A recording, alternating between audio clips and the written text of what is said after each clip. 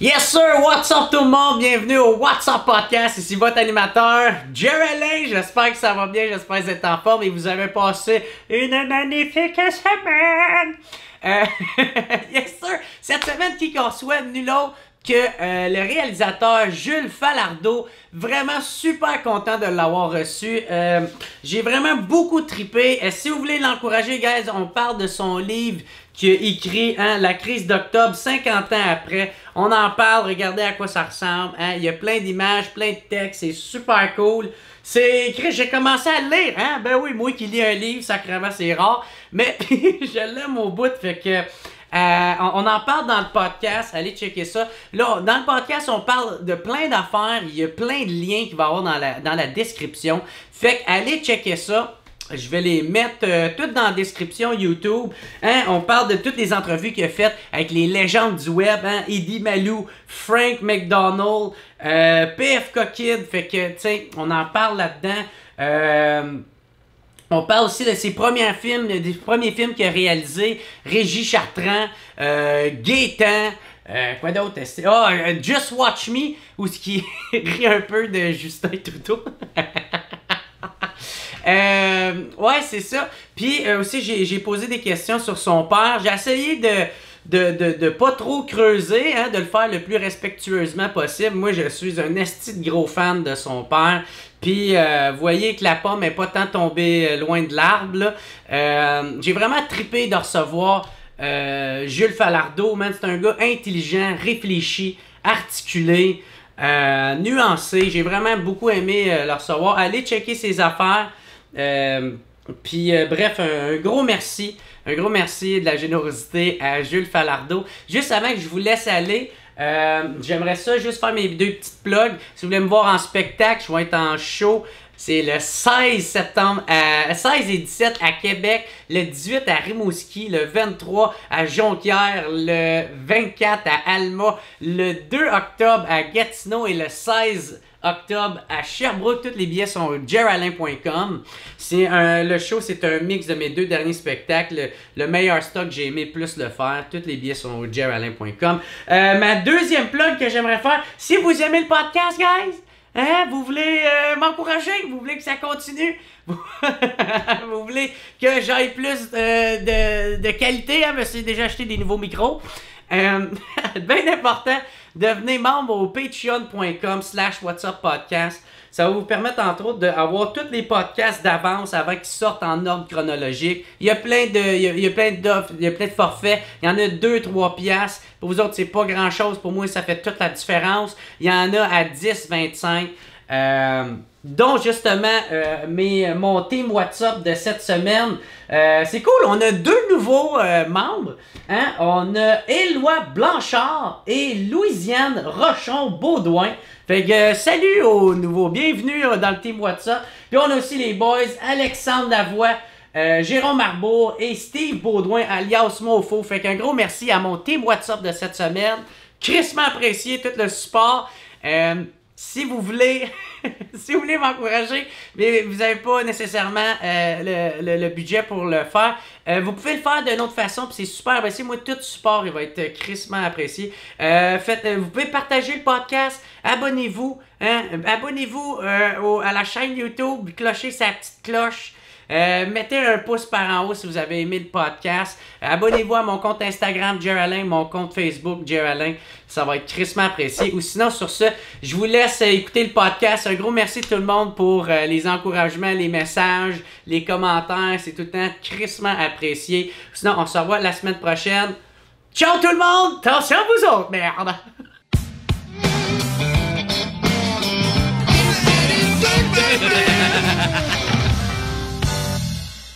Fait que what's up tout le monde, bienvenue au What's Up Podcast. Je suis super content de recevoir Jules Falardeau. Ça va bien mon gars? Salut, ça va très bien, merci. Yeah! Hey, merci d'avoir accepté, c'est super cool.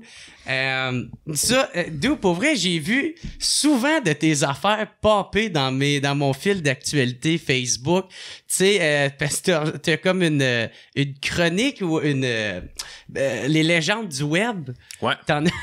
Puis ceux que tu choisis de rencontrer ou de parler avec, c'est quand même phénoménal comment tu as réussi à leur rejoindre. Il y en a un, là, c'est entre autres, c'est Eddie Malou, là, je pense que tu as réussi à y parler. Puis si le monde le replace pas, je mettrais un genre d'image ici. Moi, je peux en parler longtemps de lui. Là.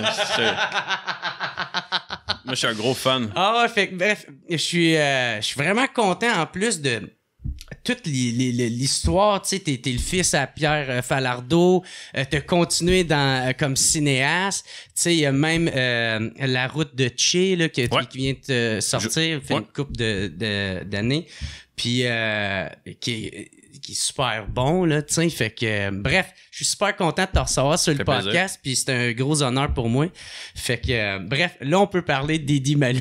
Tu veux qu'on part avec ça? OK. Ben, c'est parce qu'il y a tellement de sujets que on commence avec ça. On va couper le small talk parce que sinon on n'aura pas Non, de temps. OK. Ben, Eddie Malou, en fait, je peux essayer de résumer peut-être pour les gens qui connaissent pas. Eddie Malou s'auto-proclamé premier savant de la République démocratique du Congo. Ouais. Puis il utilise tout le temps des mots. Mais moi, je l'ai connu à peu près aux alentours de 2012 parce que on avait une émission à douteux.tv. Et puis Tommy Godet? Ben Tommy Godet qui était là, il était à la technique, mais et puis là, je suis tombé sur cette vidéo-là qu'on m'a montré, c'était tout récent. Là, puis là, c'est le Vox Pop qui l'a fait connaître. Tu sais, le gars, il pose des questions, il veut savoir des trucs à propos du rollerblade, j'imagine. Puis là, Eddie Malou, il part dans toutes les directions, puis là, l'animateur, il essaie de le ramener. Tu sais, oui, mais on parle des rollers, puis lui, on dirait que c'est comme si, tu sais, il y avait comme un savoir scientifique enfoui, puis il attendait juste l'occasion d'en parler. Il disait, OK, c'est un Vox Pop sur le rollerblade, go, tu sais. Ah ouais. Puis, à un moment donné, il y a des web télé congolaises qui ont commencé à travailler avec, puis à dire, il y a une popularité, ce gars-là, sur Internet, on devrait, tu sais, lui donner la parole, puis on devrait, le mousser sa popularité. Puis écoute, moi, parce que cette vidéo-là, il a été comme super viral. Mais là, je pense que c'est comme 7 millions de visionnements non, aujourd'hui. On le voyait genre tout partout, là, tu sais, parce qu'il utilisait des mots genre comme la Congo... Congo-lexicomatisation des lois du marché. Fait que bref, et puis dès les débuts qu'on a commencé à ramasser des personnages pour les gens du web, ben moi j'avais Eddie Malou dans ma liste, tu sais. Puis ben moi j'aurais dit, tu sais, je vais faire juste comme un explainer sur le bonhomme, puis montrer des extraits, puis on m'a dit ben non, faudrait que tu y parles. Fait que là j'ai dit je vais approcher quelqu'un qui est un journaliste à qui il travaille, je vais y écrire par Facebook. Puis comment tu savais que ben parce comment que t'as connu ce journaliste? Ben j'y étais dans ses vidéos, il l'accompagne, il fait des entrevues avec souvent les dernières années, fait que je voyais écrire, puis le gars il a à peu près notre âge, puis j'ai écrit par Facebook, puis on commence à jaser, puis là tu sais c'est comme ça devient vrai, fait que là on organise une entrevue à distance un matin, là, ils ont 2 caméramans, moi j'ai une caméra, j'ai mon ordi, on organise tout ça, puis c'est une entrevue d'1 heure, puis moi je suis un gros fan du personnage, moi j'aime bien ces termes qu'il invente, fait que c'était comme un immense honneur pour moi de jaser avec. T'étais stressé?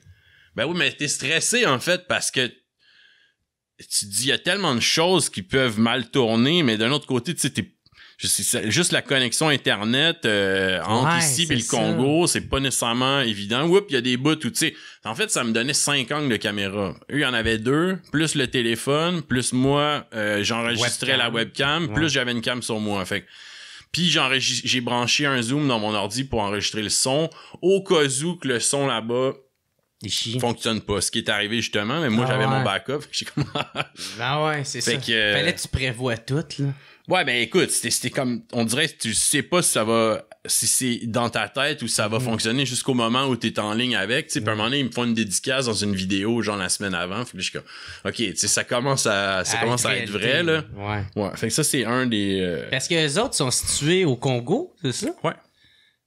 C'est quand même nice, t'as réussi. Mais je veux dire, deux affaires aussi, c'est que les moyens technologiques nous le permettent, c'est cool, puis la pandémie a donné l'affaire qu'on est rendu habitué de voir des entrevues qui se font par vidéoconférence, c'est pas comme Zoom, alors que peut-être 2-3 ans en arrière, tu sais, ça aurait été peut-être un peu moins accepté ou je sais pas, mais Fait que c'est ça. Ben, il y a Eddie Malou, moi, j'étais comme... Puis ça a marché fort, là. Ben ouais, puis là, ça, tu dis, t'as réussi à avoir 1 heure d'entrevue avec lui. Ouais. Ouais, j'ai des perles là-dedans, là. J'ai des perles que c'est juste moi qui ai vu, là. Ah, c'est ça. Oh, ouais. C'est là que je m'en allais. Ouais. C'est comme quoi, tu veux-tu en dire? Ben, de mémoire, je me rappelle pas tout, parce que, tu sais, au moment où tu le vis, là, moi, je suis bien enthousiaste, mais faut que je reste quand même professionnel. Ouais, c'est ça. Puis là, après ça, j'écoute, puis je fais le dérochage de mon entrevue, puis là, je fais comme, OK, mais je pourrais pas... S'il parle d'une affaire, à un moment donné, j'ai dit, mais là, en fait, vous vulgarisez certains concepts scientifiques, puis là, il dit, oui, nous vulgarisons, nous vulcanisons. Là, je suis comme, tu sais, quelle personne qui dit, genre, suivi de vulgariser, je vais vulcaniser. Je suis comme, OK. Là, c'est rempli de moments comme ça, puis moi, ben, c'est comme en même temps, il y a une énigme parce que les gens savent pas si... Le gars, il y a du monde qui dit qu'il est humoriste, il y a du monde qui dit qu'il est comédien, il y a du monde qui dit que c'est un vrai scientifique, il y a du monde qui dit qu'il a un trouble neurologique, mais tu sais, là-dedans, qu'est-ce qui est vrai? Puis tu dis, on va faire l'entrevue, puis on va aller au bout, mais tu fais l'entrevue, puis tu sais toujours pas, finalement, qu'est-ce que... Moi, je pense que le gars, il y a une forme peut-être d'intelligence qui est peut-être juste... Tu sais, peut-être à la limite autistique, je sais pas, mais il y a beaucoup de connaissances. Ouais. Puis c'est dans la façon qu'il exprime que c'est pas, que ça, des fois, ça saute vraiment du coq à l'âne. Puis il le fait de façon tellement avec une confiance que tu te demandes. Ouais. C'est que. C'est quoi, là? Non, non. Moi, en plus, qui est super naïf, moi, je peux être facilement berné, là. Non, mais en même temps, tu dis, il y a du monde qui dit ça se peut pas, il peut pas être un scientifique. Puis là, des fois, il sort des termes. Puis là, moi, je google des affaires qui parlent. Puis là, je suis comme, OK, c'est un genre, un accélérateur de neutrons, genre, pourquoi il parle de ça? Mais tu sais, ça existe quand même, son mot, tu sais. Ouais, c'est ça. Puis non, faut qu'il il y a quand même des connaissances, puis il y a quand même des idées, je veux dire, malgré tout, tu sais, il y a quand même un fond où il veut que les gens s'éduquent en République démocratique du Congo, il laisse faire les loisirs pour travailler, pour aider comme à la construction du pays. Fait que, tu sais, il y a quelque chose de noble dans tout son... c'est ça. Il y a un message, là, tu sais, quand même. Puis c'est ça, parce que ça, je l'ai écouté, son reportage. C'est ce qui fait un personnage qui est aussi comme... Tu sais, il est multifacette, puis c'est ça qui fait qu'il est aussi attachant, je pense, c'est que ça soit vrai ou pas, que ça soit un comédien ou peu importe, c'est que c'est hot pareil dans tous les cas, tu sais. Je pensais pas qu'on commencerait avec Eddie Malou, j'étais assez content. Ouais. C'est drôle. C'est ça le sigle de WhatsApp. Ah ouais. Fait que c'est ça. Fait que finalement, t'as jamais pu savoir. Ben, je sais pas plus, non. Tu as-tu posé la question? T'es-tu un vrai savant? Ben, détourné. Parce que, tu sais, ça se fait pas. Frontalement, c'est pas trop mon genre, mais. Puis ça aurait été bien moins professionnel. Je dis, mettons, tu sais, c'est quoi votre parcours scientifique? Oui, c'est ça. Puis là, il dit, le parcours est bien là. Je suis comme, OK, tu sais, c'est... Puis là, il part. Ouais, c'est ça. Puis t'as jamais... Puis des fois, c'est aussi, si tu fais du montage, tu le sais, tu poses une question, puis là, mettons, ma vidéo dure 5-6 minutes, mais là, je pose une question, puis la réponse fait 3 minutes, ou 4 minutes, ou 6 minutes. Là, tu te dis, où est-ce que je vais en jouer? Comment je vais synthétiser un peu, tu sais, si je veux garder cette idée-là? Fait que, mais non, moi, j'étais vraiment content. Ouais. Puis, t'as-tu été content du résultat de ton reportage? Parce que c'est où tu le diffuses? C'est sur le 24 heures? Parce qu'en fait, moi, j'ai commencé avec Tabloïd, qui était comme une marque numérique de Québécois. Puis Tabloïd s'est fait absorber, puis ils ont tout fondu dans le 24 heures. Fait que là, c'est le 24 heures qui diffuse via ses réseaux, via son site. Puis est-ce qu'ils font... Genre, est-ce qu'ils ont une chaîne YouTube ou est-ce qu'ils mettent ça là-dessus? On peut-tu le trouver sur YouTube? Ouais, facilement, ça se trouve. OK. Sur Facebook, pareil. Ben, c'est sur Facebook et qui a roulé beaucoup, mais tu sais, moi, j'ai reçu des messages du Congo après de gens qui ont... Puis le journaliste en question, il dit, t'es rendu très connu au Congo. Mais là, tu sais, moi, j'étais allé lire les commentaires, là, il y en a des centaines et des centaines, puis c'était bien... c'est drôle d'aventure, mais j'étais bien content de vivre ça. Si tu comme amené, t'aimerais ça aller au Congo... c'est sûr. Ouais.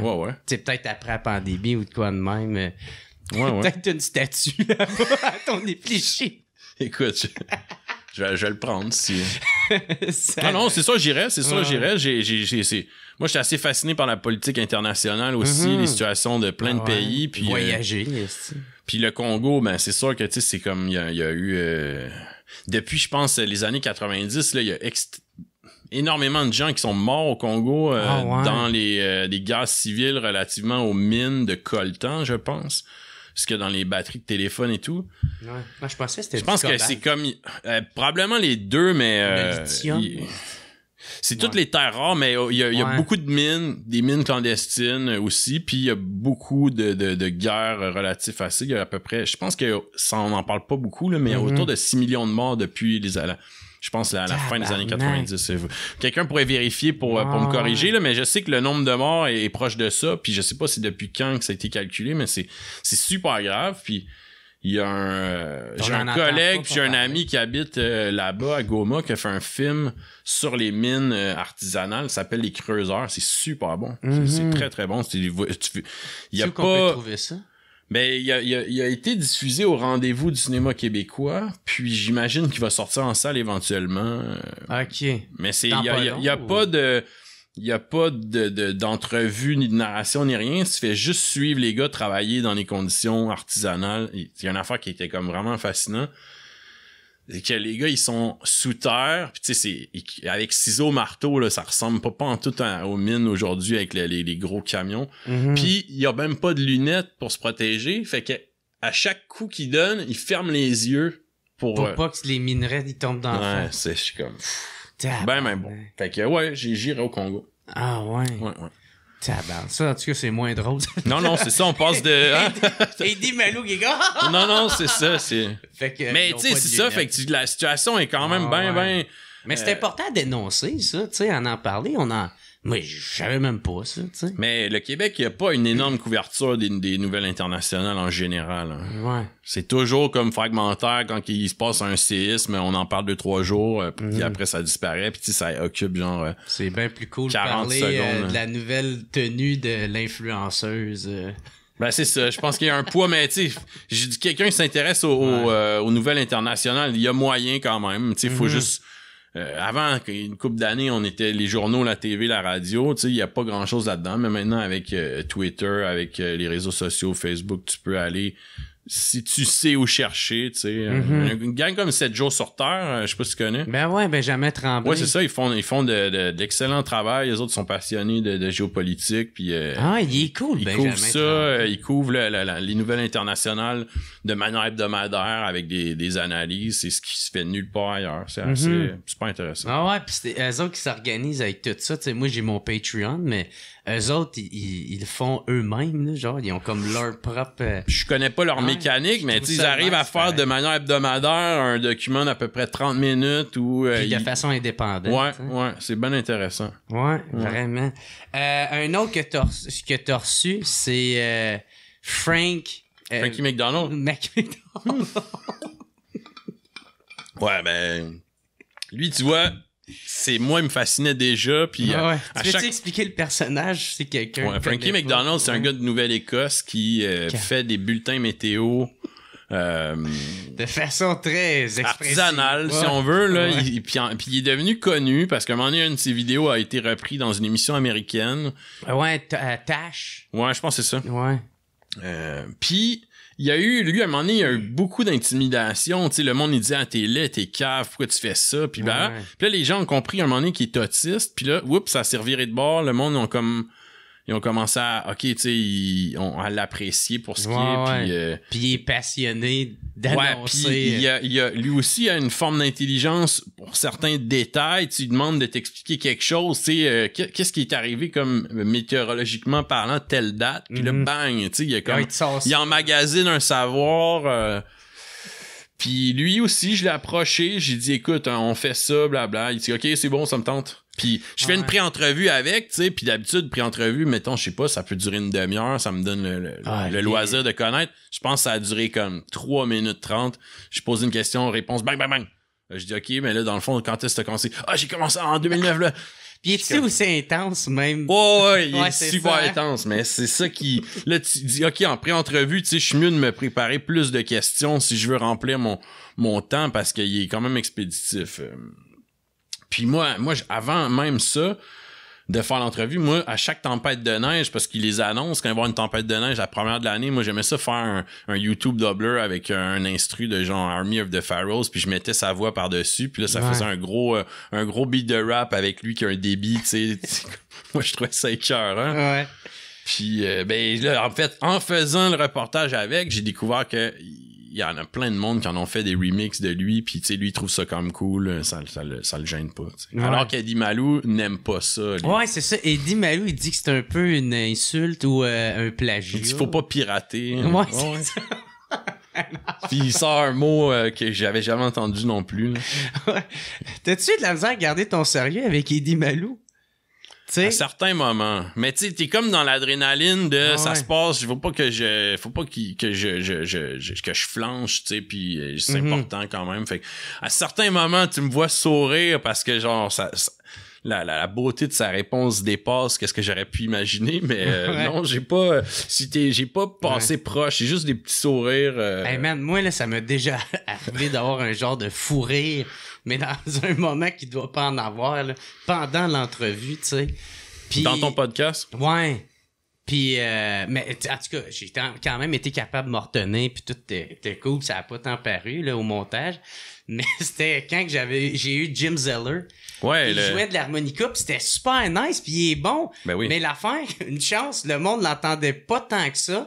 Mais moi, vu que j'ai les écouteurs, je l'entendais beaucoup respirer, tu sais. Parce que c'est ça, l'harmonica, c'est, tu sais, si tu souffles d'air, tu respires, puis tu joues avec... Ça te... Ben, c'est quoi?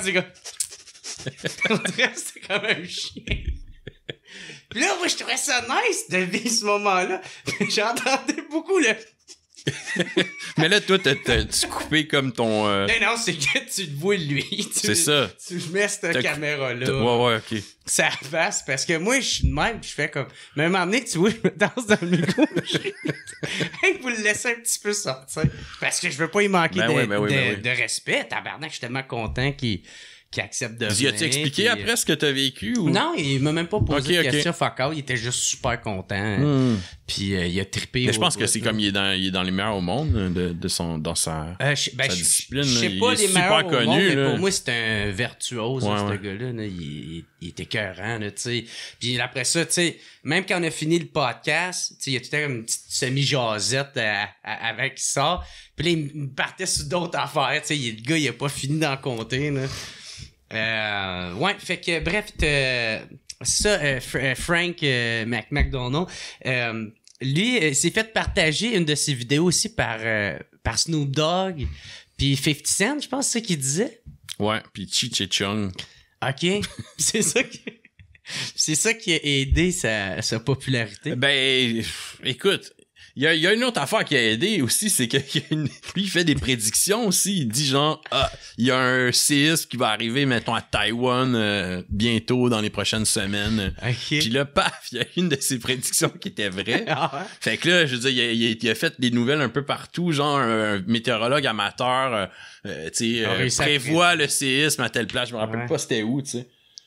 Puis c'est ça lui a donné un gros coup de pouce. Il dit que ça a fait monter ses abonnements. Puis mais tu sais, je pense que lui, même le côté financier de tout ça, ça l'intéresse pas ou il en est pas conscient. La monétisation de ses vidéos là, ça. Y a-tu quelqu'un qui s'en occupe ou lui en fait, c'est je pense par des produits dérivés qui arrivent. Ouais, parce que il y a une figurine Frankie McDonald qui était 40. Il y a l'air d'en avoir plusieurs. Des Bubblehead Frankie McDonald, puis il y a un livre aussi qui a été écrit. Fait que je pense que lui avec ça, j'imagine. Puis tu sais bon, lui c'est le monde anglophone, fait que il y a beaucoup, tu sais, sa chaîne YouTube est quand même beaucoup visionnée. Il y a 42 millions de vues, là, je pense quelque chose de même, ouais. Ah non, mais c'est un chic type, là. Pour de vrai, j'ai eu bien du fun. Puis comment t'as réussi à être en contact avec lui? Ben, je l'ai ajouté sur Facebook, puis j'ai parlé avec, puis dès le début, il m'a répondu tout de suite, genre, it's gonna be great. Je suis comme, ok, tu sais, that's it, il y a pas de, ok. Puis on s'est parlé, on s'est fait une pré-entrevue, puis je suis comme, je pensais, moi, Frankie McDonald, c'était légendaire. Je pensais jamais que ça arriverait vite de même, là. C'est ça. Ouais. OK. Puis il y en a un autre aussi qui t'a tombé dessus, c'est le chef Michel. Ouais. Mais moi, je connaissais pas du tout. Ben, moi, j'ai su c'était qui avec ton reportage? Non, moi, je le connaissais pas. Je l'ai connu en faisant... en fait, on m'a suggéré ce personnage-là, puis j'ai dit, ouais, pourquoi pas, je vais l'approcher. Puis pareil, on a... Ben, en gros, lui, c'est quelqu'un qui fait des recettes de cuisine sur YouTube, puis c'est son fils qui fait sa technique, qui fait la caméra, qui fait le montage, puis ensemble, eux autres, ils roulent Facebook, YouTube, ils font pas mal de revenus avec ça, puis les produits dérivés aussi. C'est super big, là, pareil. Ben, c'est gros. Ça pogne super beaucoup, là, ça.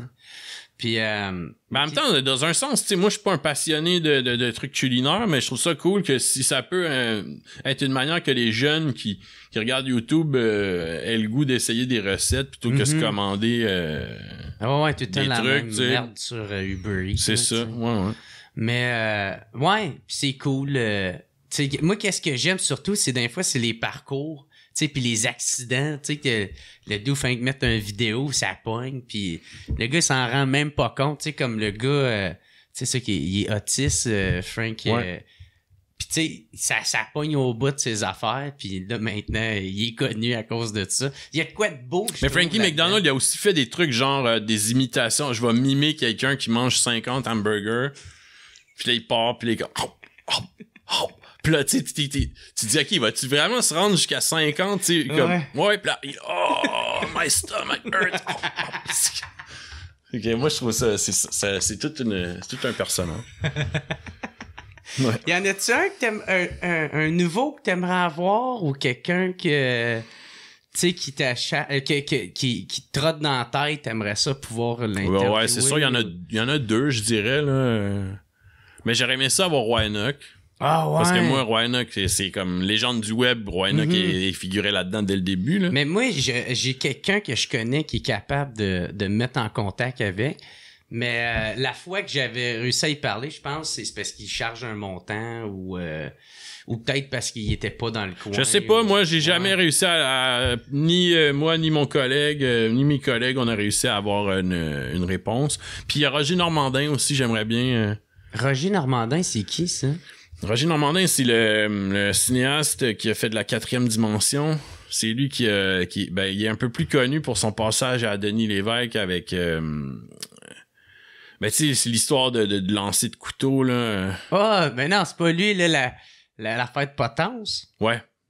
Ben, c'est lui. Ouais, mais moi, je suis vraiment sérieux. Moi, on s'est intéressé à son parcours, puis j'ai regardé de ses films, puis... OK. Ben ouais, toi-même, t'es cinéaste. Ouais, puis j'y ai parlé et tout, puis ça l'intéressait pas, fait que j'ai pas insisté. Je pense qu'il est content d'avoir comme peut-être retrouvé son anonymat, parce que lui, en fait, il faisait des films pour je sais pas si c'était pour le voisinage ou de quoi. C'est juste un gars qui dit, moi, au lieu de dire toute ma vie, je vais faire un long métrage un jour, il s'est dit, moi, je vais en faire un pour de vrai. Fait il a écrit des scénarios, il a acheté des costumes genre Dollarama, ce genre d'affaires-là, puis il a fait des longs métrages de fiction. Avec comme pas de budget. Avec pas de budget, puis écoute, la 4e dimension, il est quand même le plus connu de ses films, là. Genre, je pense que c'est-tu... les Picbois qui ont fait une lecture publique du scénario de la 4e dimension pour un festival quelconque. Ça m'étonnerait pas, là. Les autres, ça serait leur genre.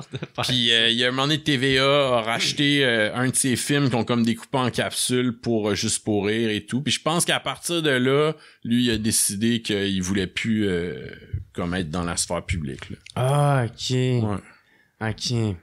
Ça, c'est mes deux que j'aimerais... ouais. Moi, man, Manu Militari, là. Tabarnak que je suis très près.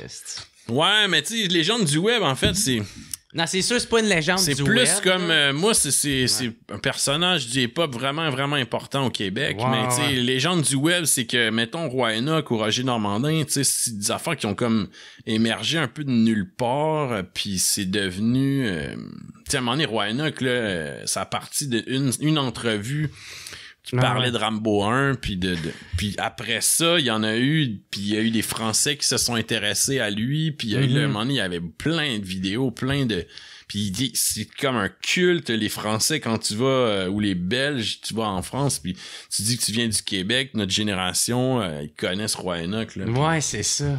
Ah ouais, ben il a marqué le web, là, Roanoke. Ouais, c'est ça. Fait que moi, je serais bien content. Ça a l'air que le message est lancé, qui sait si ça... Ça a l'air que c'est un vrai gangster, par exemple. Ah, j'ai aucune idée, mais j'espère que, tu sais, on pourra... Ça pourrait se faire. Ben, qu'on pourra en parler, tu sais. OK. Mais... Ah, mais ça serait cool, ça. Ouais.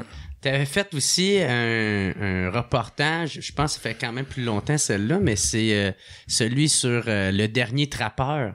Ouais, mais lui, en fait, bien humblement, c'est nous qui le fait devenir une légende du web, là, parce que...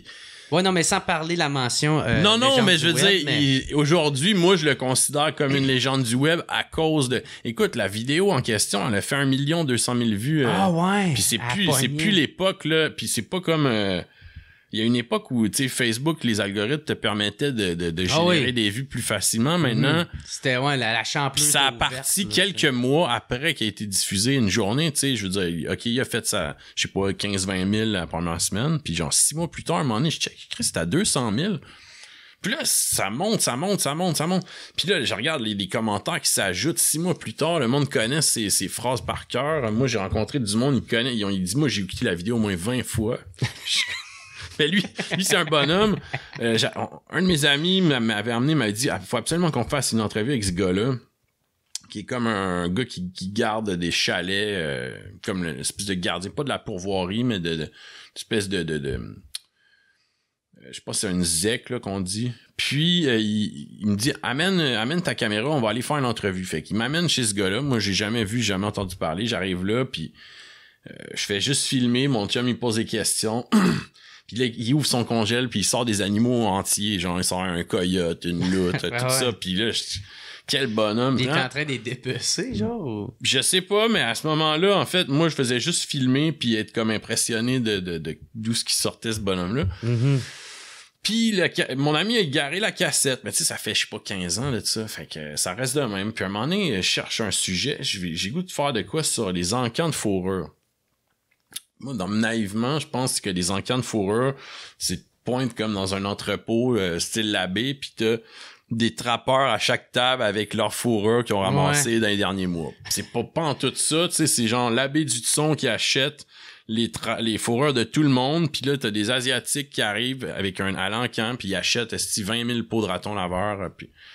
Fait que là, mon chum, il me dit, tu devrais, pour tout ce qui est cette question-là, demande à ce bonhomme-là. Fait que là, je l'appelle, puis là, en jasant avec, je me dis, finalement, fuck l'encan de fourrure. Moi, je me rappelle, là, tout d'un coup, c'est lui, là, en parlant au téléphone, je dis, c'est avec lui qu'il faut que je fasse l'entrevue, tu sais. Fait que là, on se rend à Saint-Zénon, c'est pas... Puis on arrive, je me rappelle pas exactement c'est où, là, tu sais. Puis tout d'un coup, je sors de l'auto, on s'en va voir les maisons autour, puis il y a un gars qui sort du marais avec 2 pièges, puis qu'est-ce que tu fais là, toi, câlisse? Là, je suis comme, c'est moi. Fait que tout de suite, super accueillant, on fait une première entrevue, qui a un premier vidéo à celle-là, en fait. Puis comment t'as réussi à le rejoindre, lui? T'as vu que... mon chum, en fait, vu qu'il garde les chalets là-bas, il y avait un numéro de téléphone, puis c'est comme le gars, mettons, si... quelqu'un disait, je pense que j'ai oublié de fermer le gaz ou quelque chose, lui, il garde le coin, c'est ça, puis il y a les clés à tout le monde. Puis... Parce que dans ma tête, on dirait qu'il y a pas d'internet, il y a pas de... Ben, écoute, c'est fou, c'est que quelqu'un il a montré la première entrevue qu'on a faite peut-être une semaine avant qu'on ait refaire la deuxième, tu sais, fait que là, il a vu, OK, c'est ça donne un... Ouais.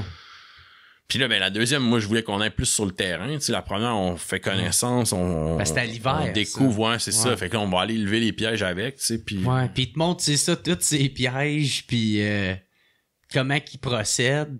Ouais. Puis il donne ses trucs, puis... Ouais. Puis il me fait sentir son jus de rognon de castor. Ouais. Toi, comment tu tripais de voir ça? T'as-tu vu comme... Parce qu'on dirait que c'est revenir à la base de... Mais moi, j'ai une énorme... tu sais, les trappeurs. À la fois une admiration, une fascination aussi. Parce que, tu sais, quelqu'un qui est peut-être sensible, mettons, je sais pas, quelqu'un qui serait vegan ou de quoi, pourrait regarder ça d'un œil, tu sais, c'est cruel, mais je veux dire, entre ce que lui fait... Puis ce que les abattoirs industriels font de la viande qu'on mange, c'est complètement deux mondes. Tu sais, lui, il a quand même un profond respect pour les animaux. Puis si il va rien gaspiller. S'il existait pas, en fait, c'est que, tu sais, c'est quand même régi avec des quotas, là. C'est-à-dire que si, par exemple, lui, il trappait plus, ben, tu vas avoir comme une surpopulation de castors dans tel coin. Fait que là, les sentiers que le monde emprunte et tout, l'eau montrait. C'est tout ça. C'est quand même assez... Bon, tu sais, je suis pas un spécialiste en la question, mais c'est ça que j'ai compris. Tu sais, les loups, c'est pareil. Fait que... Moi, j'avais le chum à ma mère dans le temps. faisait la trappe? Ben, non, mais lui, il avait un chalet sur le bord de l'eau. Ben, c'était sa maison, là, tu sais. Un retraité du 21e ou 22e régiment, là, tu sais, le plus SWAT, là. Puis, fait que lui, merde, il avait aucun problème de tuer des castors. Puis, il était tout le temps en tabarnak. Parce qu'il faisait tout le temps des hosties de barrage. Puis là, ça chiait les routes parce que là, l'eau, si ça passe plus là, ben, elle tourne ailleurs. Puis ça tombait sur la route, puis là, ça chiait. Fait que c'est toi qui va en tuer. Mais c'est ça, avec moi c'est sûr que... Puis bon, ben, la personne avec qui je l'ai tourné, Louis Delisle, les deux, on a un background en documentaire, puis on est bien gros... fasciné, puis tu sais, c'est bien gros inspirant les films de l'ONF et tout, fait que tu sais, on l'approchait comme ça aussi. Tu sais, ça en fait un web docu qui se consomme assez vite, tu sais, 10 minutes, sauf que nous, on a l'approche, tu sais, mine de rien... plus humaine, genre? Ben, c'est que le documentaire, des fois, c'est que tu vas passer un long moment avec ton sujet. Tu sais, moi, peut-être que j'aurais passé une semaine dans le meilleur des mondes avec, ou tu sais... ou le suivre sur une longue période, sur toute une année, tu vas le voir plein de fois. Tu sais, ça, tu fais un docu. Là, on est là un petit laps de temps, mais bon, je dis, le moment où il dépaisse une peau, ben, tu restes sur lui, puis tu pognes tous les petits gestes... comme un peu que je sais pas, les gens connaissent les films de Bernard Gosselin où tu sais c'est César et son canot d'écorce. Tu sais, le film, il y a pas quasiment pas de ligne de dialogue, c'est juste un autochtone qui fait un canot en écorce. That's it. De A à Z. Mais c'est écœurant, là. Je veux dire, tu sais, le savoir de ce gars-là, il est immortalisé sur pellicule, puis tout le monde peut le voir, puis c'est comme si la méthode disparaît ou si ça se transmet plus quoi, mais il reste ça, ce témoignage-là. Moi, c'est la même chose, je me sentais un peu comme ça avec le trappeur. T'sais. Ah ouais. Ben moi, tu sais, t'en parles, pis ça me fait penser des fois, tu sais, quand je fais de l'insomnie, puis là, je vais gosser sur YouTube, puis là, je tombe sur une vidéo de genre... deux personnes d'une tribu, on va dire, qui construit genre un genre de chalet avec une piscine creusée en terre battue, là, tu sais, puis là, ils font un petit trajet pour emmener l'eau de la rivière. Parce qu'on s'est tous déjà rendus là, dans les... Moi, j'ai regardé un Vietnamien qui, tu sais, genre tutoriel, construisez votre arc avec ce que vous trouvez dans le bois, mais il dit pas un mot. Il dit jamais. Ça dure 20 minutes, puis il fait juste te montrer. Il pogne dans l'affaire, là, il gosse, là, il chauffe, là, il plie. Ouais, tout fait en accéléré, là. Non, Okay. Ben, j'imagine, tu sais, je dis, il coupe, il va pas mettre 20 minutes de lui qui aiguise sa flèche, là, mais c'est... Puis après, il tire avec. Tabarnak, c'était super impressionnant. Ah, moi, j'aime bien les vidéos de How It's Made, là, tu sais, comment c'est fait. Là. Ah, mais pour ça, YouTube, c'est une mine d'or, là. Ah ouais. Puis, même TikTok, là, tu sais, là. Ah, ça, je connais pas trop. Ouais. Ben, moi non plus, là, mais les vidéos où ce que j'apprends des affaires. Mais YouTube, je veux dire, n'importe quoi, tu voudrais, tu sais, je sais pas, changer un morceau sur ton auto, tu tapes l'année, puis il va y avoir un gars quelque part qui a pris la peine de le faire puis de te l'expliquer. Ou ça te donne une idée de comment le faire ou de... Ah, moi, c'est même que j'ai changé mes spark plugs. Bon, tu vois. Mon char.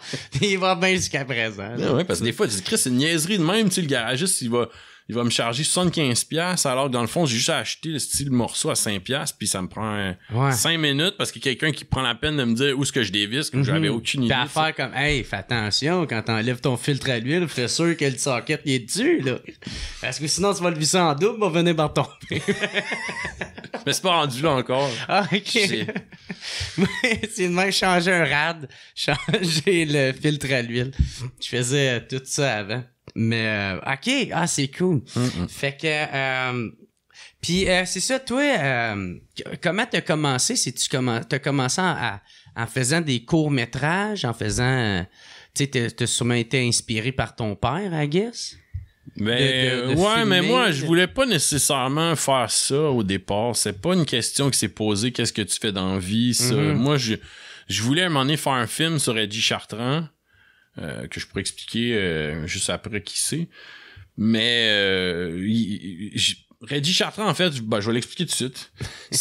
Reggie Chartrand, c'est un ancien boxeur franco-ontarien qui est venu au Québec, puis il a décidé de former un groupe militant dans les années 60 qui s'appelait les Chevaliers de l'Indépendance, puis que c'était comme, à l'époque, il n'y avait pas vraiment de manif comme tel, donc eux autres ils allaient à la rencontre de la police, puis tu sais c'était des gars tough, puis ils se mettaient en opposition, puis ils disaient nous on va pas tout le temps se laisser écraser, fait que tu sais si on se attaque, s'ils nous attaquent, on est capable de se défendre. C'est comme les Black Panther mais version mais c'est plus version centre-sud de on se bat. Il ramassait des gars de son club de boxe parce qu'il y avait une école de boxe.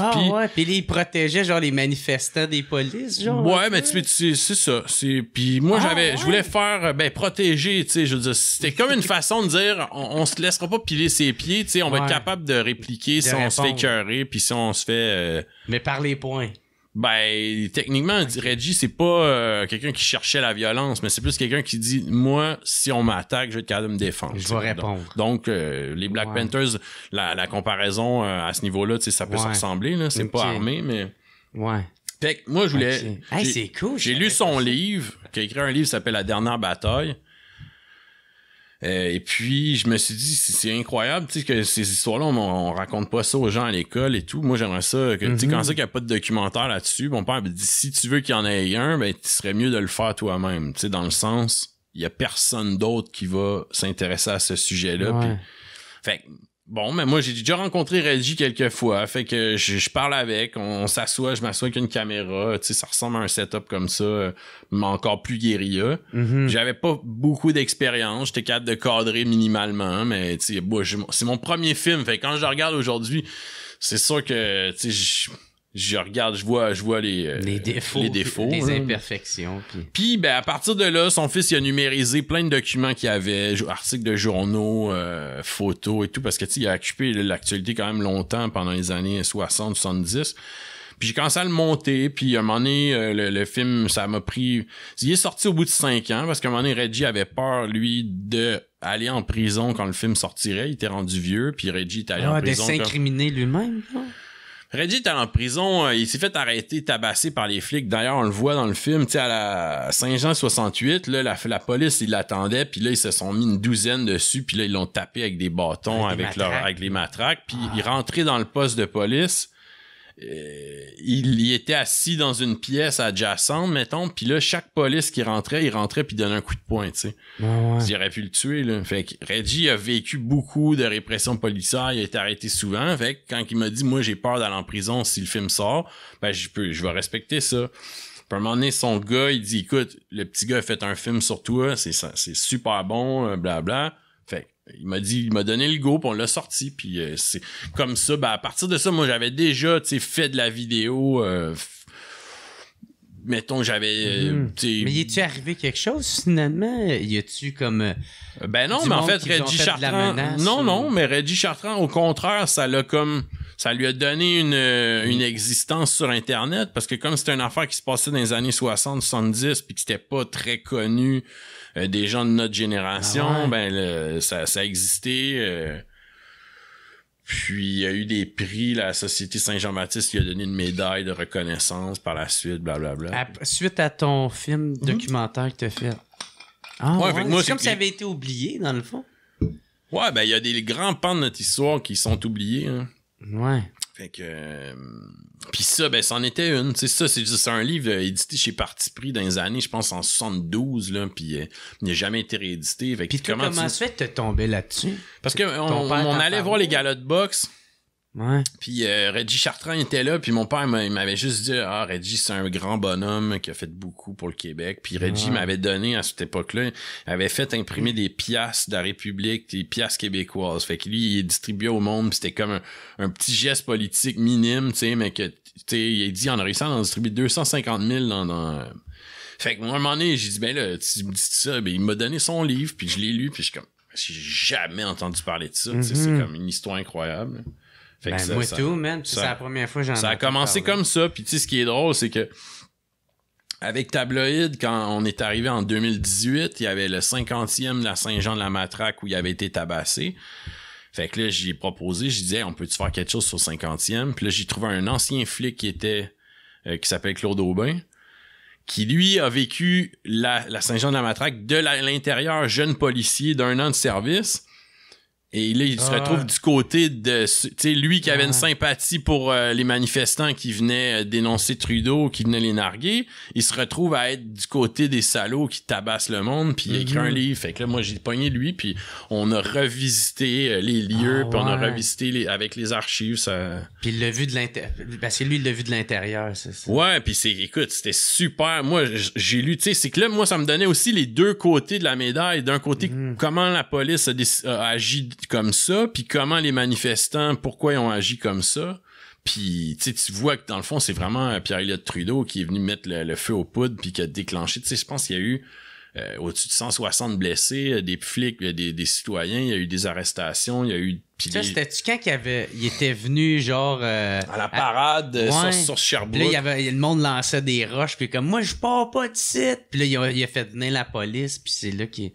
OK. La police, à un moment donné, est rentrée dans le tas. Mais là, ce qui est arrivé, c'est que... Ben, d'ailleurs... Il y avait les roses, là-dedans, tu sais. Ouais, Paul Rose, Jacques Rose. Ouais, ben, il y avait Paul, puis il y avait Lanctot de l'autre cellule. Ils se sont connus. En fait, la légende dit qu'ils se sont connus dans le fourgon cellulaire. Tu sais, Lanctot s'est fait lancer par les flics dedans, puis le gars qui l'a attrapé...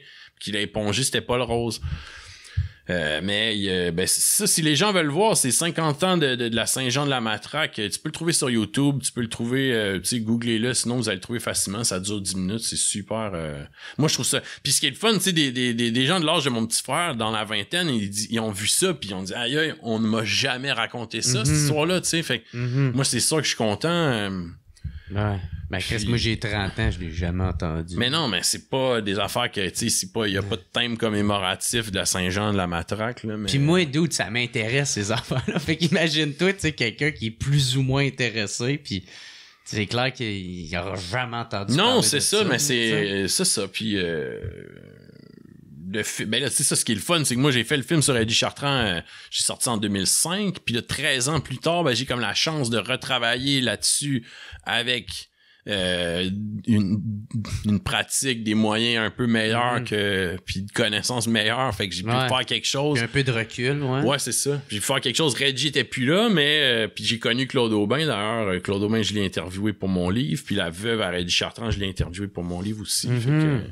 Ah, ok, cool. Puis ça, ce livre-là, il est disponible partout?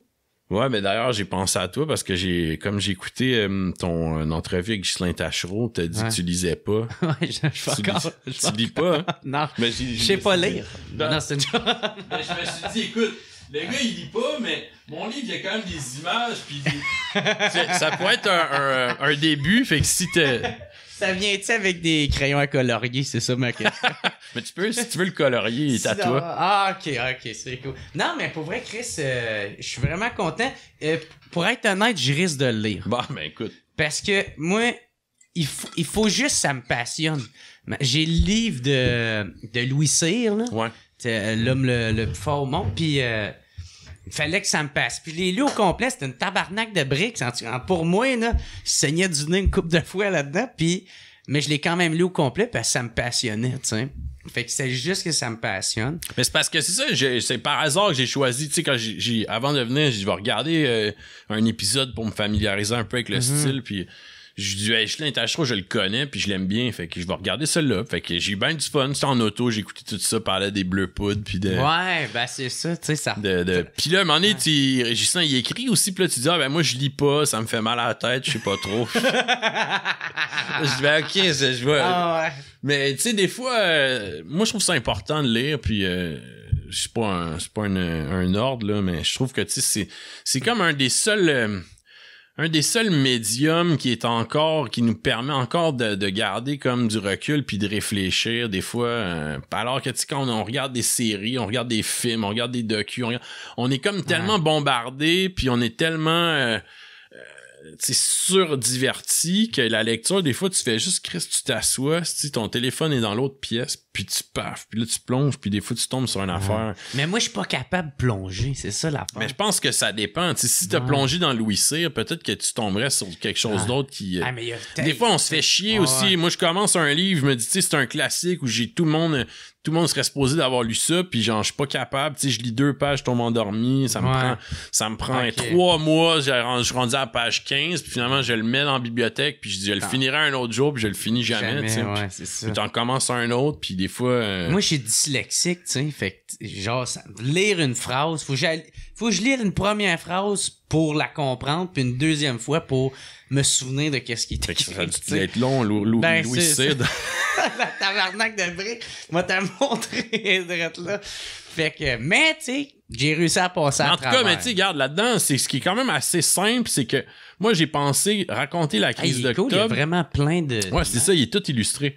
J'ai pensé raconter la crise d'octobre, mais tu sais qu'il y a quelqu'un qui connaît rien pantoute, il peut y trouver son compte, puis c'est pas inaccessible pour lui, puis quelqu'un qui est assez ferré dans la question, il va quand même trouver son compte aussi, tu sais. Fait que je passe par des témoignages de gens qui l'ont vécu pas nécessairement juste dans les cellules et tout, tu sais. Moi je voulais ratisser large, des gens que, tu sais, il y a Gilles Proulx qui parle de son expérience de la crise d'octobre, tu sais, la police est venue chez eux quand il y a eu les mesures de guerre, ils ont perquisitionné, ils ont vidé ça.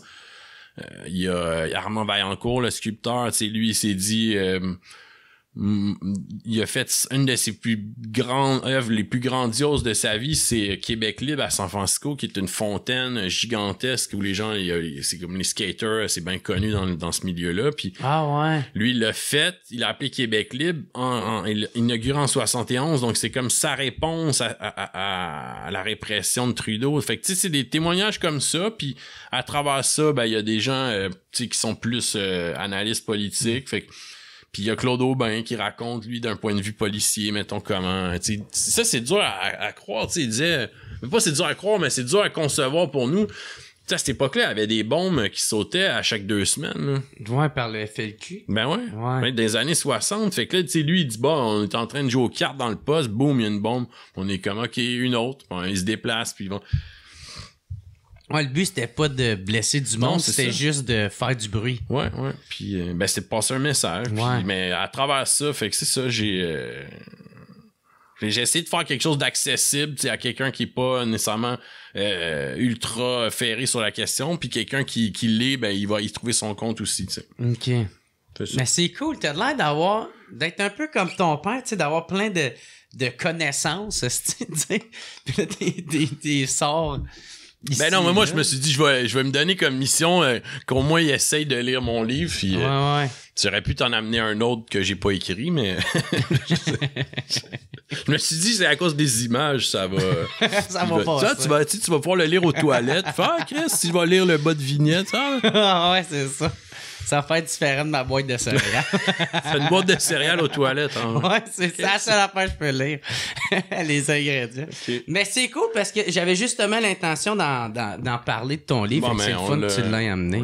On l'a devancé. Ouais. Puis c'est ça, on revenait avec Reggie. C'est quoi, c'est Reggie? Ouais, ben je sais qu'on a fait une longue parenthèse, mais tu sais, je pense que tu demandais au début qu'est-ce qui m'a fait savoir que je voulais réaliser. Ben, vous parlez de ça. C'est l'affaire sur Reggie, je l'ai faite plus par nécessité que ça existe, puis qu'il reste une trace de ça, puis de fil en aiguille, à un moment donné, tu te dis, bon, mais Chris, tu sais, j'ai eu du fun pareil, puis là, je me suis inscrit en cinéma, j'ai fait cinéma à l'université, tu sais, ça m'a apporté certaines autres connaissances que j'avais pas nécessairement, puis... Hey, j'avais une question en même temps, est-ce qu'il y en a d'autres sujets de même que t'aimerais ça traiter, que t'as entendu parler, puis tu trouves qu'on en a pas parlé ou que peu de monde le sache ou un peu comme une affaire comme c'est ça comme Reggie Chartrand.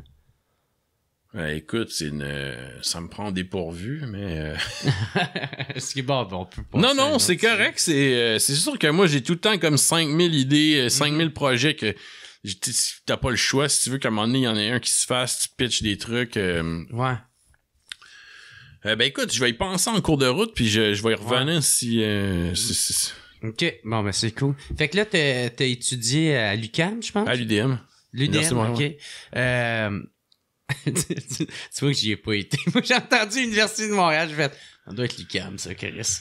Fait que t'as étudié là, puis tu voulais t'en aller vers le cinéma ou comment ça s'est passé? J'ai commencé en histoire, en fait, au début. OK. Puis j'ai pas bien apprécié. Moi, l'université, tu sais, on dit toute ta vie que c'est comme le summum de l'éducation, puis t'arrives là, puis là, l'enseignement de l'histoire était comme, je trouvais bien stérile comparativement. Tu sais, je suis encore aussi passionné d'histoire, mais j'aime mieux lire ou j'aime mieux regarder un documentaire que j'aimais pas l'espèce de formalisme. Puis tu sais, peut-être qu'aujourd'hui j'y retournerais puis je verrais ça différemment, mais quand t'as 20 ans, puis tu t'imagines que tu vas enfin accéder, je sais pas, à la connaissance, c'est un peu plus... fait que j'ai pas toffé, j'ai fait 2 sessions, puis après ça, j'ai travaillé sur la construction, puis je suis retourné par la suite en cinéma, sans savoir que j'allais faire ça, mais juste comme pour réfléchir, étudier, lire, puis avancer, puis tu sais, au bout du compte, t'as un bac, puis tu sais pas nécessairement si ça va te donner quelque chose ou pas, mais... T'as-tu déjà voulu comme suivre les traces de ton père ou quoi? Ben lui, il me décourageait, mais il me disait, tu sais, va pas en cinéma, tu vas perdre ton temps, tu vas te faire chier, tu vas... Parce que c'est surtout que le système de cinéma au Québec, ça fonctionne avec les institutions gouvernementales de financement. Ouais. Puis c'est bien... Ouais. Il y avait une affaire que t'avais raconté dans un article de journal que il y avait un élève qui avait demandé à ton père, genre... Oui. Tu sais où c'est que je m'en vais? Je pense, genre... oui, y a-tu un conseil à donner si je veux faire du cinéma politique, c'est ça? Ouais. Il avait dit, habitue-toi au goût du beurre de peanut. Ouais, c'est ça. Qui veut tout dire. Genre, j'adore ça. J'adore ça. Fait que, écoute... Mais moi, j'ai dit, bon, à un moment donné, tu sais, je vais quand même essayer d'étudier là-dedans, puis tu sais, ça va pas être perdu non plus, puis... T'avais pas fait encore l'affaire de Régis Chartrand, là, à ce moment-là? Je l'avais tourné. OK. Puis je l'ai monté entre-temps, mais tu sais, mon cheminement dans mon bac, je pense que je l'ai monté en parallèle, puis tu sais, dans le fond, j'ai fini mon bac, puis j'avais déjà sorti comme un moyen-métrage documentaire en salle, fait que c'était quand même pas pire. Moi, je trouvais que c'était comme... C'est ça qu'on devrait faire. Là. Si tu te fiches juste à ton parcours scolaire, tu vas juste avoir un diplôme quand tu sors puis quelques connaissances. Puis par la suite, ben je sais pas comment ça a déboulé. Un moment donné, je voulais faire d'autres choses. Puis je me suis acheté une caméra. Puis un moment donné, ça devient plus sérieux. Puis un moment donné, t'as des projets, t'essayes des cours, t'essayes de faire un court-métrage, tu réfléchis. Puis un film, tu sais, qui m'a beaucoup je te dirais fait avancer, je sais pas, mais c'est le film Gaétan, qui est un film sur un tueur à gages du Centre-Sud, puis là, on l'a tourné en mode guérilla, on l'a monté en mode guérilla. Avec ça veut dire que t'as pas de budget. Ça veut dire que tu t'organises avec ce que t'as. Puis, ben c'est ça, j'ai co-réalisé avec Naïm Kasmi, qui est un Français qui était au Québec. Et puis, on l'a shooté peut-être en 2 semaines. Puis après ça, on l'a monté. On a fait la post-prod. Ça a peut-être pris, je sais pas, 6 mois. Puis c'était de la guérilla de A à Z, même pour le montage, tu sais. On était pauvres, on avait même pas d'ordi. Quelqu'un nous prêtait un ordi. On était comme dans un genre de squat de hippie. L'ordi était là. À un moment donné, l'ordi, quelqu'un, le gars l'a déplacé. On s'est ramassé dans des genres le gars avait un bloc appartement dans l'West Island, on le montait là. Fait que non, c'était toute une aventure, tu sais, puis ça a parti comme une espèce de blague de taverne, tu sais. Naïm, à un moment donné, il me dit, t'as-tu un sujet de film, comme tu m'as demandé tout à l'heure, que t'aimerais faire? Puis là, j'y raconte cette affaire-là, puis il dit, on prend une bière au cheval blanc, tu penses pas que le lendemain, ça va revenir dans la conversation, tu sais. Puis là, Naïm, il dit, on le fait, ton truc... Fait que je dis, ok, si quelqu'un est motivé pour me suivre dans mon délire... Ça a pris combien de temps de tournage, ça? 2 semaines. 2 semaines? Ouais, peut-être 3 semaines, mais c'est pas... c'est vraiment le montage et la post-prod qui a été long, puis... à un moment donné, ben c'est ça, on l'a pitché au Festival du Nouveau Cinéma, puis ils l'ont diffusé, fait que ça a comme parti comme un espèce de bricolage, tu sais, c'est ça, tu veux faire le meilleur film possible, mais en même temps, tu fais un film, puis tu t'amuses, tu le fais en toute liberté, tu sais pas où ça va mener, puis à un moment donné, paf, le Festival du Nouveau Cinéma, il le met en... Ben tu sais, nous, ça nous donne comme si on veut une crédibilité sur ce projet-là, puis on est là, ce film-là, il est toujours, ça aussi, les gens peuvent le voir... s'ils veulent sur Vimeo, il est gratuit. Il y a juste à googler Gaétan le film, puis mon nom, puis c'est sauté en estime. Moi, je suis ben content d'avoir fait ce film-là. Puis... T'es-tu content du résultat? Oh ouais, mais je regarde, moi pis Naïm, je pense ça fait, écoute, on l'a sorti en 2014. Puis à chaque semaine, on s'envoie encore des phrases du film. Lui il est en France, puis on s'écrit encore des. Oh, mais si tu l'as pas vu, je te jure, tu vas avoir du fun. Okay. C'est une affaire. Est-ce drôle, est-ce dramatique? C'est un peu des deux. Ok. Ouais, ça va pas te laisser indifférent. C'est comme, tu sais, c'est peut-être moins politique que mettons Journal de Bolivie là. Mm-hmm. Mais c'est ça, un propos social quand même. Okay. Moi, j'ai grandi dans le Centre-Sud, puis Naïm a habité aussi dans le Centre-Sud, puis mon acteur aussi, fait qu'on voulait comme... que ça ressorte. Là. Ouais. OK. Puis ton père, il checkait-tu tes affaires, toi? Ou il te conseillait-tu sur des affaires? Ou il te laissait faire tes shit? Puis, ben non, mais en fait, mon père est décédé en 2009. Ouais. Puis Reggie Chartrand, en fait, il m'avait juste dit au début, tu sais, lance-toi, fais-le, sinon personne va le faire. Mm-hmm. Puis j'ai montré un premier montage, puis il a pas longuement parlé, il m'a juste dit c'est très bien. Mm-hmm. Comme Chris, c'est... Puis, mais tu sais, c'était comme les conseils, c'était plus sur le long terme, c'est-à-dire qu'on a regardé des films ensemble, puis tu sais, il m'a montré des affaires, t'en apprends au fur et à mesure. Puis tu sais, sur Reggie Chartrand, je veux dire, je pense que c'est un premier film de quelqu'un qui va à tâtons, tu sais, que moi, j'avais peut-être un instinct, j'avais peut-être des connaissances instinctives, puis j'étais capable de raconter une histoire, tu sais, puis de monter ça de A à Z, ça a donné... J'avais déjà fait des petits courts-métrages avant, là, mais c'est comme... Non, c'est... Après ça, mon père était décédé quand le film est sorti en salle, puis... OK. Ouais. Mais j'aurais bien aimé, mettons, qu'il voit le Journal de Bolivie. Ça, c'était une belle... C'est une belle aventure, tu sais, puis je suis bien fier de l'avoir... Tu disais que ton père, quand t'écoutais des films avec, il pouvait réussir à te faire détester un film que t'aimais à la base. Mais tu sais, genre, quand t'es petit, là, nous, on a grandi dans les années 90 avec les films d'action qui étaient bien meilleurs que ceux d'aujourd'hui, je trouve. Là. Mais tu sais, c'est quand même... Commando, puis... Ouais. Ça, Rambo. Ben oui, puis moi, quand t'as 9 ans, là, Terminator, Predator, puis Commando, c'est tout aussi bon, là. Mm-hmm. C'est tout de la bombe, là. Je veux dire, Arnold, il fait tout exploser, puis là, tu sais, quand tu te rends compte, OK, tu sais, mon père, mettons, il va regarder tel film avec moi, mais là, finalement, tu sais, ça perd un peu de son lustre... tu sais, ou, tu sais, je sais pas, il va relever des affaires. Tu sais, les gars, ça fait 6 mois qu'ils sont dans un sous-marin, puis le gars, il est encore frais rasé, puis sa chemise, le col est propre. Puis là, tu fais, OK, tu sais. Mais en vieillissant, tu regardes Predator puis Commando, bon, c'est des films d'action comme divertissants, mais Terminator, tu sais, c'est encore... Ça coche, là. Puis mon père, il a toujours aimé Terminator, le 2. C'est pas mal solide comme film. OK. Fait que ce genre d'affaires-là... c'est quoi, il les commentait, puis... Non, mais tu sais, je sais pas, OK. Et moi, je lui faisais voir... Écoute, je l'ai amené au cinéma voir La Cloche et l'Idiot, là, tu sais, quand j'étais petit, là. J'ai fait qu'il m'a accompagné voir ça, puis je pense qu'il a fait le premier gag, puis après, il est sorti fumer sur le trottoir, puis moi, il m'a laissé... moi, j'ai eu du fun, tu sais, puis... Il y a pas... Lui, il a pas... Lui, le truc de Jim Carrey, il trouvait pas ben non. Non. C'est quoi qu'il reprochait? C'est pas vrai, je sais pas, mais il trouvait ça cave, c'est pas vraiment ça. Il a fait mal, il fumait une smoke. Non, je pense qu'il en a fumé 7-8 parce que... il rentrait, il s'assoyait 2 minutes, puis comme c'était encore aussi niaiseux. Tu sais, moi, je veux dire, La Cloche et l'Idiot, c'était... Pour moi, j'avais adoré ça, là. Puis, tu sais, je le connais, je l'ai vu 25-50 fois, là. OK.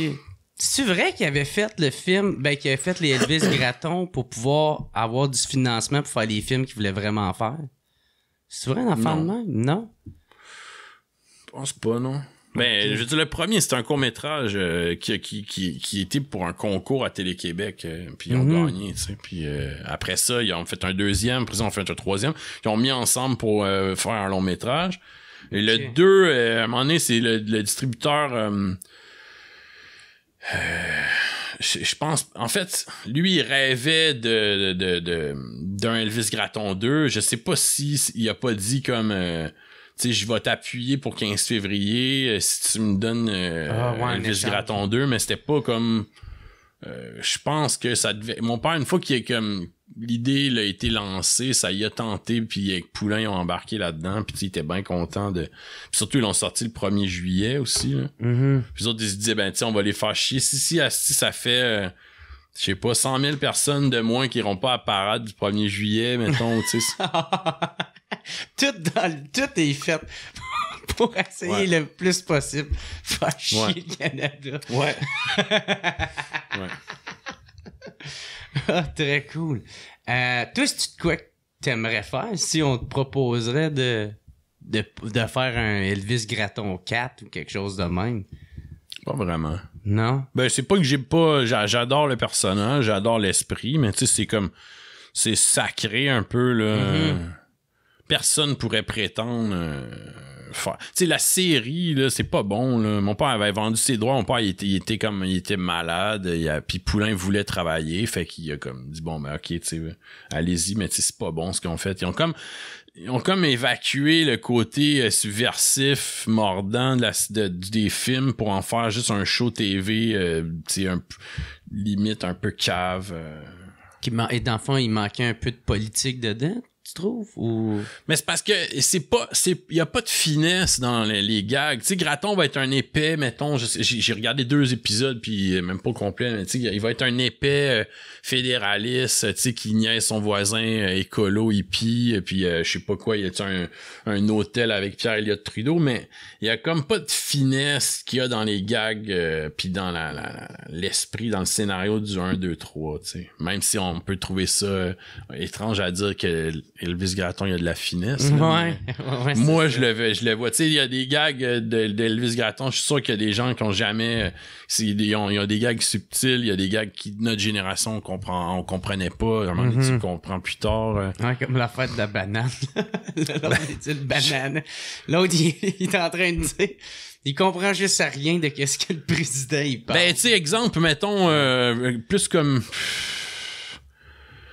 Dans l'avion, quand ils s'en vont à Santa Banana, il y a des gars en manteau de fourrure, puis ils lisent un truc qui s'appelle En lutte. En lutte, c'était un mouvement de gauche dans les années 80, mais qui était comme c'était comme la gauche caviar, un peu, tu sais, des marxistes-léninistes, finalement, qui... Fait que là, en faisant ce gag-là, ça riait, parce que c'est une gang de gens qui se prétendaient de gauche, qui ont appelé à voter non au référendum pour, genre, un prolétariat d'un océan à l'autre. Fait que, en pluguant ce gag-là, puis avec Gratton, qui dit, vous êtes dans la lutte, tu sais, vous êtes vous lutteurs. Fait que, tu sais, c'est comme une façon subtile de les ridiculiser, puis de l'autre bord, les gars, ils disent, en tout cas, tu sais, il aurait pu nous servir du meilleur champagne, tu sais, fait que c'est vraiment... C'est le genre de gag-là, quand t'es jeune ou tu sais que t'as pas vécu les années 80, c'est pas évident si t'as jamais entendu parler de En lutte puis de son rôle, c'est que tu vas le catcher. Là. OK. Ouais.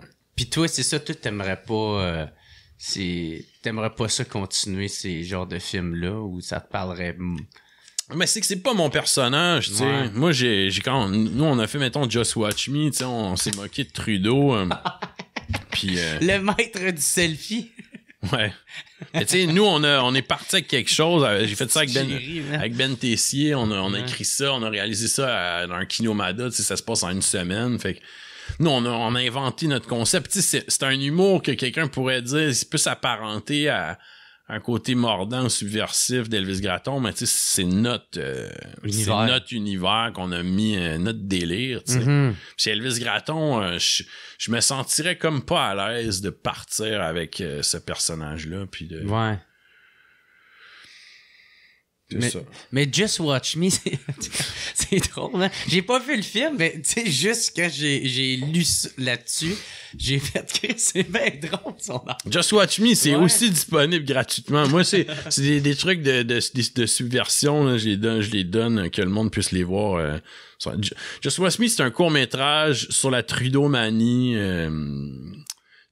On disait comme la bêtise érigée en système, puis tu sais, c'est comme ça s'est fait vite, là. Les Kinomada, c'est que t'as à peu près 1 semaine pour écrire ton scénario, le tourner, le monter, puis le diffuser à la fin de la semaine. Fait que si tu fais des grosses journées, ça goal, Puis avec Ben, on avait cette idée-là, on écrit quelque chose, on trouve nos acteurs le deuxième jour, on le tourne, on commence à le monter, puis ça donnait une affaire. Puis ce qui est fou des fois, tu sais, c'est que quelque chose comme Journal de Bolivie, j'ai l'impression on va en parler tantôt, mais tu sais, c'est une affaire que ça m'a pris 4 ans à faire Journal de Bolivie, tu sais, puis il a été en salle 3 semaines, puis je sais pas combien de monde l'a vu, mais Just Watch Me, tu le fais en 1 semaine.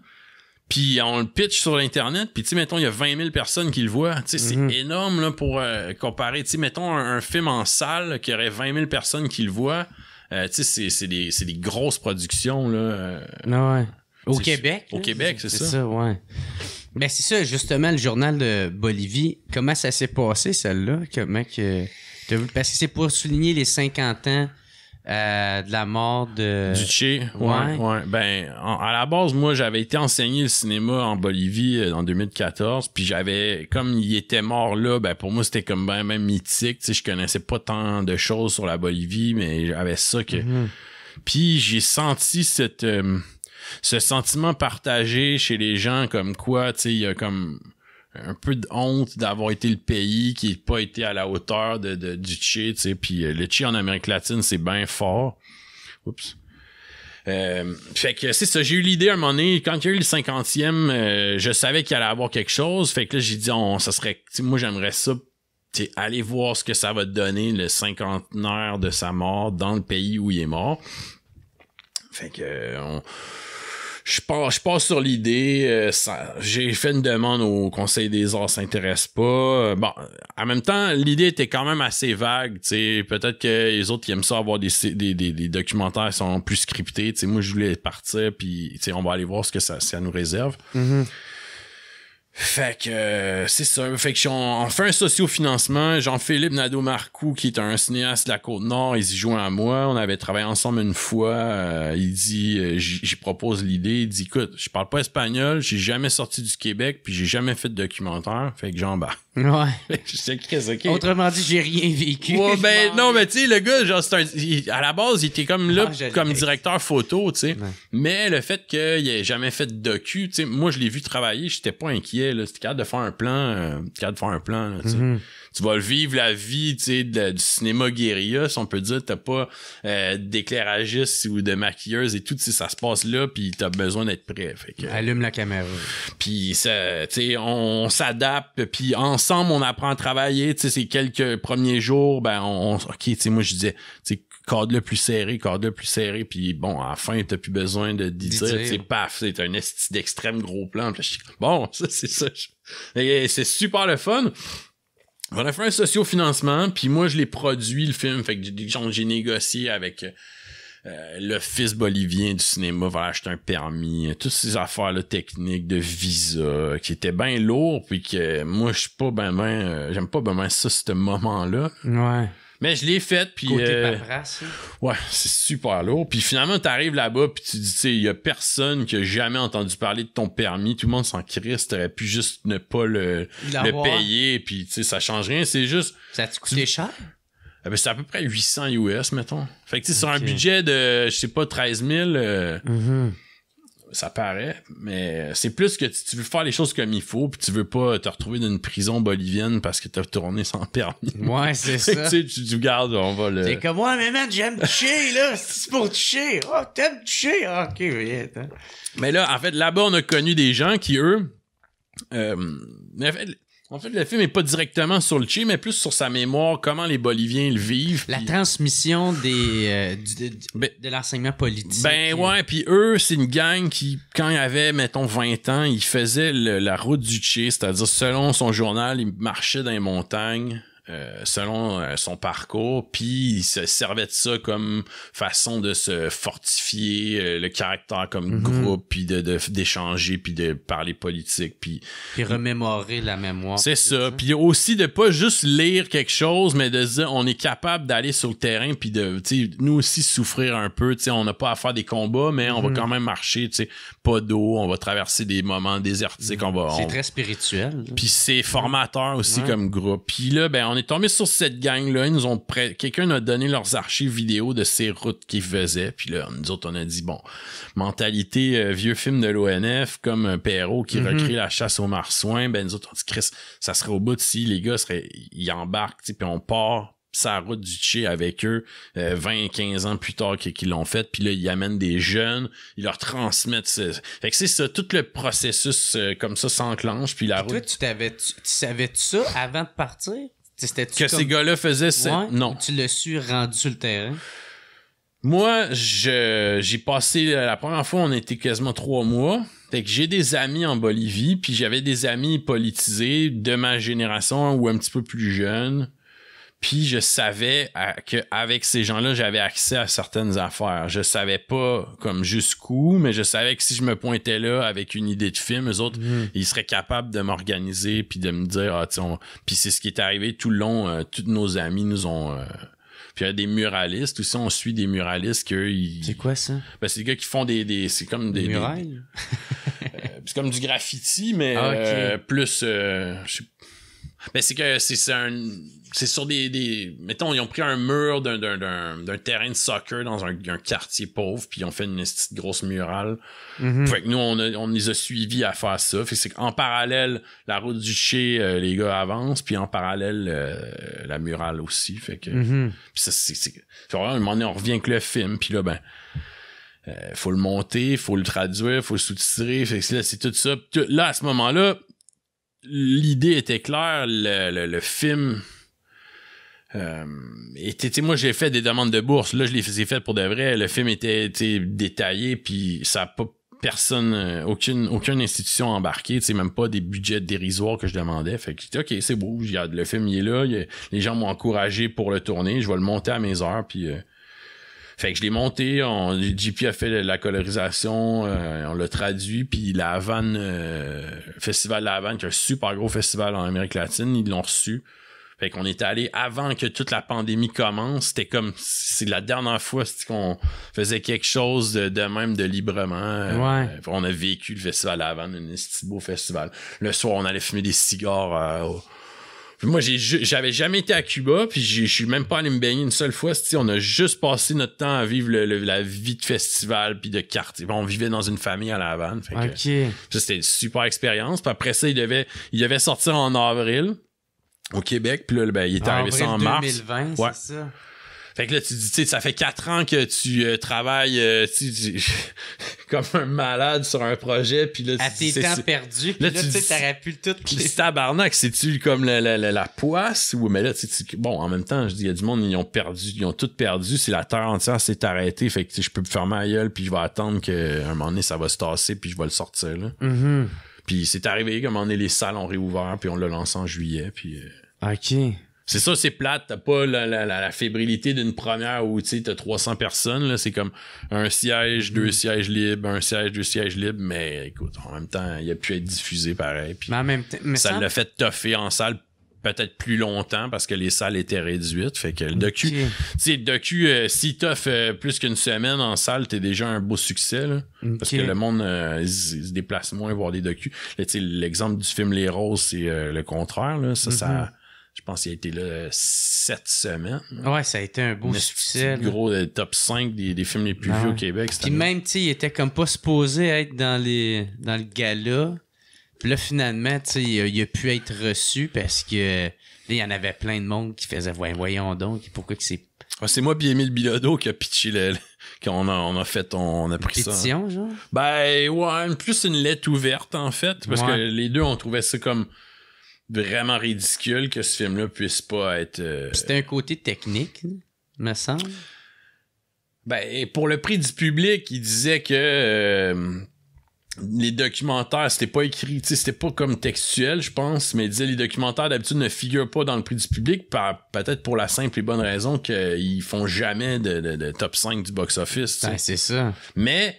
par exemple, moi, ce qui m'a fait sursauter, c'est qu'il était pas nommé dans aucune catégorie, là. Ils l'ont pas mis meilleur film, mais il était même pas nominé, là. Ni meilleur film, ni meilleure musique, ni meilleur montage, ni meilleur... Là, tu te dis, je m'excuse, mais s'il y a un film documentaire marquant cette année, c'est Ben les Roses. Qui a fait parler de lui. Ben oui, puis qu'il y a eu un succès critique, puis un succès populaire. Je veux dire, me semble que... Est-ce que c'est le meilleur film? Je sais pas. Mais il méritait de figurer dans les 5 meilleurs au moins. Une mention. Puis que, bon, au pire, tu le fais pas gagner, mais là, de l'avoir effacé complètement, ça a fait l'effet contraire. Les gens se sont déchaînés. Moi puis Bilodeau, on a écrit une lettre que plein de gens ont co-signé. Puis ce qui était incroyable, c'est que... J'ai co-signé, moi. Je l'ai même partagé. En disant, voyons donc, c'est lui que j'ai eu à mon podcast. Signé. Félix Rose ou Bilodeau? Félix. Et tu y es venu à ton podcast? Ouais. Okay. Puis Bilodeau, il s'en vient, je pense, la semaine prochaine. Ben écoute.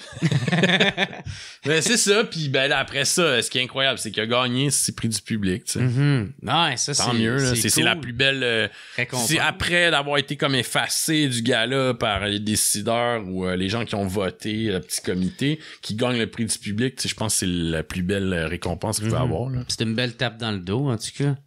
Puis toi, il me semble que ça... T'as eu des récompenses ou ça a été bien reçu dans des festivals... Le journal. Ben, je pense qu'on est rendu à peu près à 9 ou 10 pays. Ouais. Mais les films politiques, c'est toujours plus touché parce que le milieu du cinéma puis des festivals, moi, je trouve que c'est un milieu qui est quand même bien dépolitisé ou bien frileux. Fait que, il a été au Maroc, il a été en Équateur, il a été en Argentine, il a été, mais non, pas de récompense. OK. Non, mais tu sais, pis si on veut le voir, les gens peuvent... En fait, il y a c'est Cofilm, le distributeur, donc tu peux le louer sur Vimeo. OK. Sur le Vimeo de Cofilm. Okay. Je sais qu'à un moment donné, il était sur Illico. Je sais pas s'il est encore là. Sinon, si quelqu'un veut l'offrir à ses parents qui ont un DVD, je sais qu'il t'en vend aussi. Okay. Quand je disais, t'as-tu un lecteur DVD? Non, je sais pas. Les gens de 20 ans, ils savent même pas que ça existe. Ah ouais? Non, je rigole, mais okay. Les gens, ils ont plus de... Ils consomment tout en ligne. En digital, c'est ça? Ouais. Mais c'est ça, par le Vimeo de Cofilm, vous pouvez le louer. Ouais. OK. Parce que moi, ça, je vais tout mettre les liens, là, quand que... Ouais, je te donnerai ça. OK. Ouais. Ah, cool. Puis ça, t'es satisfait de... Ben oui, parce que je l'ai produit aussi, je l'ai pas juste réalisé, c'était comme un truc... un tour de force là, d'amener ça, tu sais, c'est comme tu portes un documentaire à bout de bras, puis là il y a des gens qui se joignent, Production Fort Bleu qui est une petite boîte de Québec, qui ont embarqué à la post-prod le mixeur de son, il vient de cette boîte là, tu sais, là lui il a fait une job que moi, tu sais, j'ai des compétences, je suis capable de monter, je suis capable de faire tel truc, JP a fait de la colo, mais lui, il a des compétences en conception sonore que nous, on n'a pas. Fait que lui, il met l'épaule à la roue, puis il fait la job, puis là, tu sais, ton film, il prend une coche de plus. La même chose. Moi, je l'ai traduit, puis je l'ai sous-titré, mais après ça, je l'ai fait réviser par, mettons, tu sais, quelqu'un latino-américain qui peut me dire, bon, ben, tu sais, ça se traduirait plutôt comme ça. Tu sais, en règle générale, je te dirais peut-être à 80%. Ça se tient, mais des fois, mes formulations sont comme un peu street, un peu boiteuses, tu sais. Moi, j'ai appris à parler l'espagnol plus comme dans la rue, fait que... Il y a plein de motherfuckers. C'est ça. Il est super street, là. Non, mais... gangster! La même chose en anglais, tu sais, moi, je le traduis comme je parlerais anglais, puis après ça, un anglophone me le révise, puis tu sais, des fois, c'est les constructions de phrases que nous, on a tendance à les penser en français, puis en anglais... Puis la traduire, tu sais, ouais. Ouais, c'est ça. Okay. Mais non, moi, je suis super satisfait de l'expérience. Ouais. J'ai pas de... C'est sûr, la pandémie est venue un peu bouleverser les plans, mais au bout du compte, il est là, puis il existe. Puis, ouais, c'est ça. Puis je suis quand même content que d'avoir vécu un gros festival comme la Havane avant, tu sais, c'était comme une belle fenêtre. Là. OK. Je voulais te parler d'un sujet, je sais pas si t'es à l'aise, là, tu sais, mais je voulais te parler de ton hommage que t'avais fait à ton père quand il est décédé, tu sais. Parce que c'était un hommage super. Tu sais, tu veux dire au funérailles? Ouais. Ben, j'ai jamais regardé, hein. Ah non? Ben, moi, je l'ai écouté, là. Ouais. Puis, la pomme tombe pas loin de l'arbre, tu sais. Mais t'as reproché justement des journalistes. Puis on dirait que t'as mis des pendules à l'heure aussi de. Parce que, imagine, tu sais, si ton père qui meurt. Puis toute la semaine, tu vois comme toute la malhonnêteté des gens qui ont voulu, mettons, le confronter en débat de manière, tu sais, parfois bien malhonnête, exemple. quelqu'un écrit un texte sur lui, mettons, dans la presse. Mon père, il envoie une réponse. Parce que là, c'est dur maintenant avec Internet, tu sais, ça se fait. Mon père a eu un blog. Mais dans le temps, t'envoies la réponse à la presse, puis la presse passe pas ta réponse, tu sais. Fait que la lettre paraît dans un autre petit journal, genre comme, je sais pas, le Couac ou le Mouton Noir, tu sais, qui est pas la même distribution que la presse, mais ça paraît un mois plus tard, tu sais. Fait que là, tu regardes ce genre de monde-là, pis tu sais, des fois, il y a du monde qui sont fait ridiculiser là, par mon père dans des débats comme ça. Quand tu lis, les lettres ont été par la suite comme consignées dans un livre chez Stanké, des trucs comme La liberté n'est pas une marque de yogourt. Ah, ok, il y a ça là-dedans. C'est ça, c'est toutes ces des lettres, des textes qui ont envoyé à les journaux, des textes qui ont pas paru. Fait que là, tu vois, ton père, il meurt, puis là, tu vois tout ce monde-là qui ont pas eu le dessus de son vivant. Là, tu sais, ils s'en servent. Ils disent, ah oui, tu sais, ils vont faire semblant de rendre hommage, mais en lançant une petite pointe ou en faisant, tu sais, c'est bien malhonnête. Là, tu dis, ok, tu sais, ben, regarde. Mon esti de fucker. Moi, je veux dire, si j'ai une affaire à dire, je vais le faire là, tu sais, puis c'était... Toute la semaine, moi, j'y ai pensé à mon texte, là, tu sais. Parce que c'est ça, ceux qui l'ont organisé, te l'avais-tu proposé ou t'as dit, moi, j'aimerais ça faire... Ah ben non, mais là, tu sais, c'est les funérailles de tes parents, c'est sûr que t'es comme... D'habitude, les gens qui prennent... Ben, je sais pas comment ça se passe, là, moi, c'était comme un peu... Il y avait 3000 personnes. Hein. Ouais, mais c'est pas la même affaire, tu sais, c'est de quoi qui est public, là, tu sais. Moi, quand ma mère est morte... Non, je sais, mais tu sais, je pense que si mon père avait été fermier, j'aurais pris la parole quand même à ses funérailles, mais là, j'avais autre chose à dire, puis...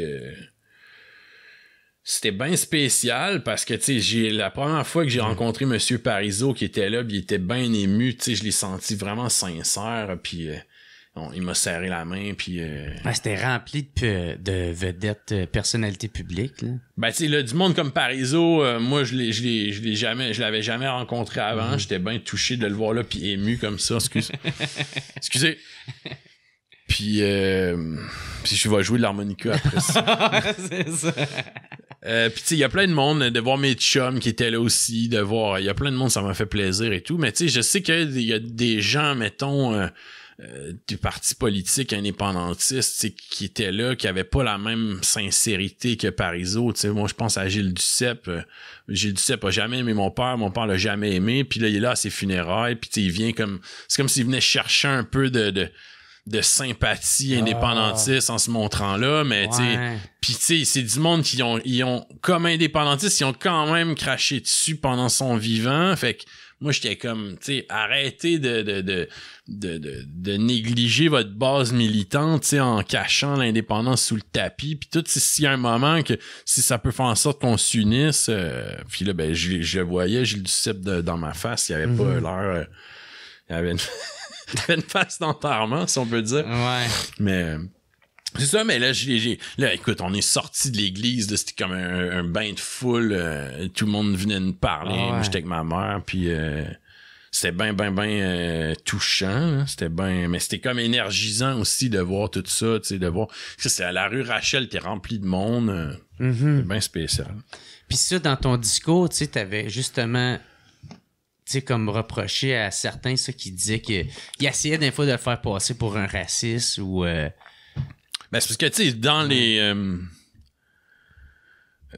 dans les confrontations publiques, des fois, tu sais, les gens t'essayent de descendre ton adversaire, t'essayent de décrédibiliser, genre. C'est ça. Puis ça, moi, j'ai toujours trouvé ça tellement absurde parce que, de un, mon père a voyagé partout dans le monde, puis il a tissé des liens avec, tu sais, je veux dire, il est allé au fin fond du Brésil avec les paysans sans terre, puis tu sais, mon père est anthropologue, fait que il allait avec eux autres, puis il y avait un intérêt sincère à partager, tu sais, ces moments-là avec, puis s'intéresser autant à ce que eux vivent, puis partager un peu de ce que c'est que le Québec. Tu sais, il est allé au Sénégal.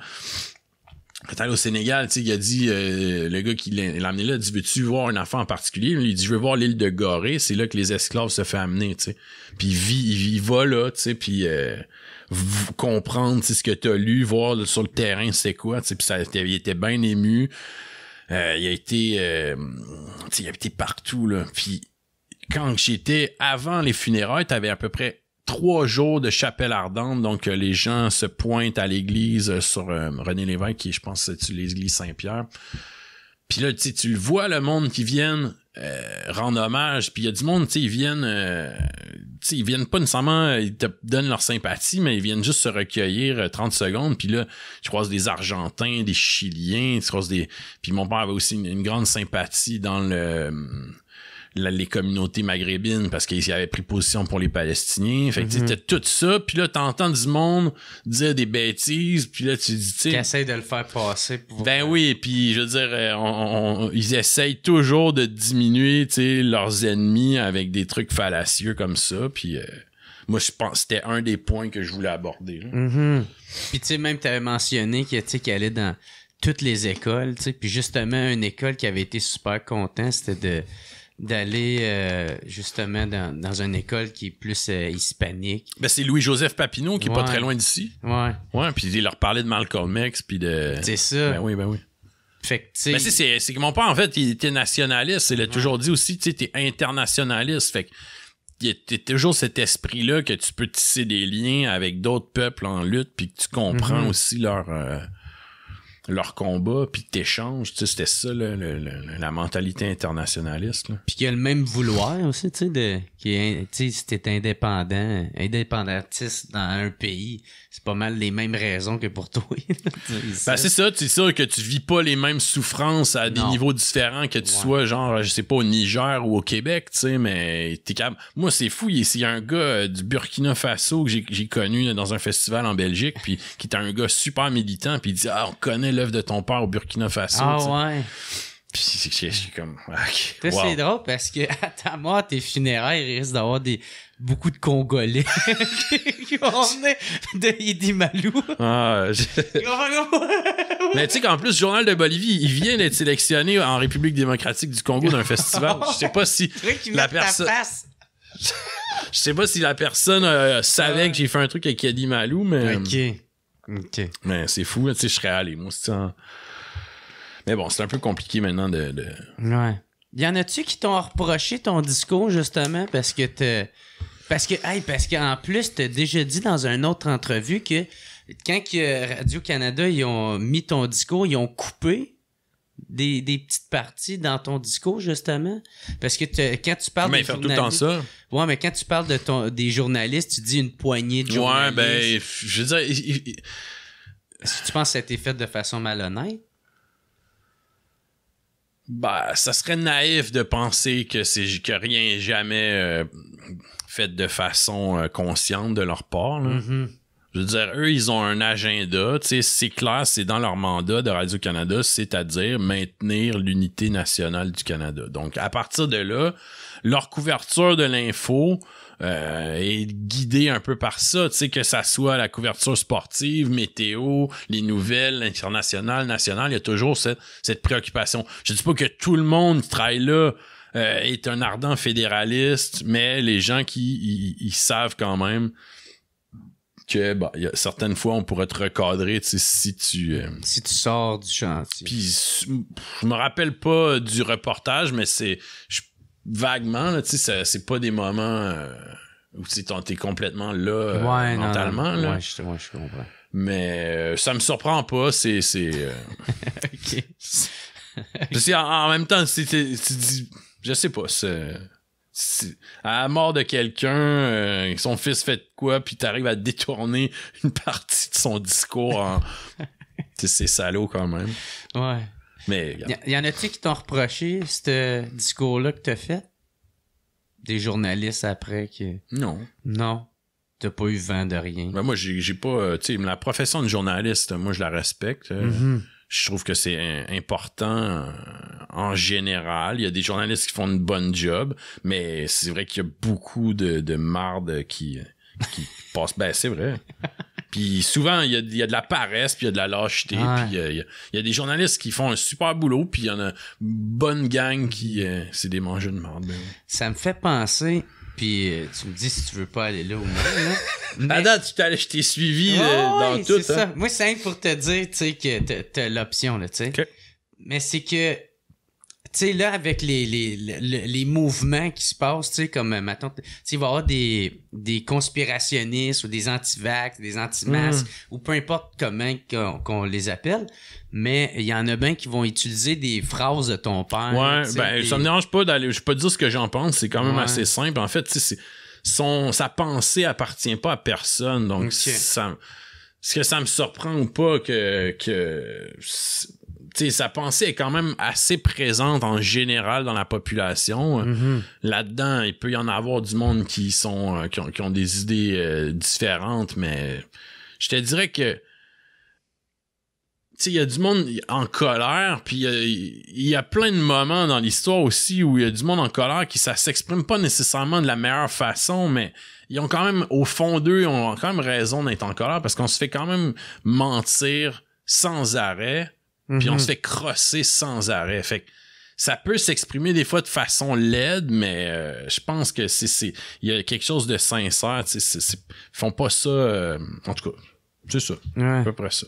Mais moi, c'est ça, tu sais, je pense ça, c'est vraiment mon opinion personnelle, mais, tu sais, peu importe, genre, du bord que t'es, moi, j'aime tout le temps ça, voir quelqu'un qui remet en question les affaires, tu sais, qui cherche à comprendre, puis, tu sais, des fois, c'est exprimé de plusieurs différentes façons. Mais c'est parce que si tu fais juste accepter tout le temps la version officielle, tu sais, t'es comme un demeuré, là, sans blague, là. Ben, c'est ça, puis peu importe du bord que t'es, tu sais, genre, que tu sois le qu'il y ait un bon ou le mauvais, tu sais.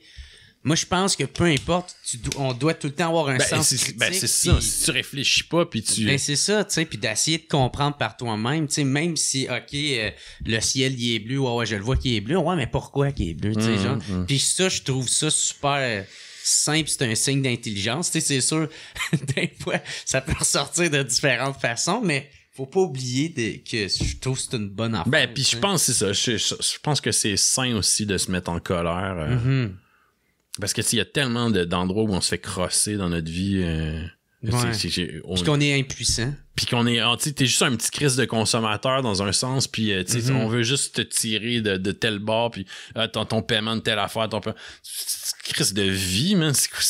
Dans la société occidentale est comme engluée dans ce processus-là de paiement. Telle facture qui arrive. Tel produit. Achète ça.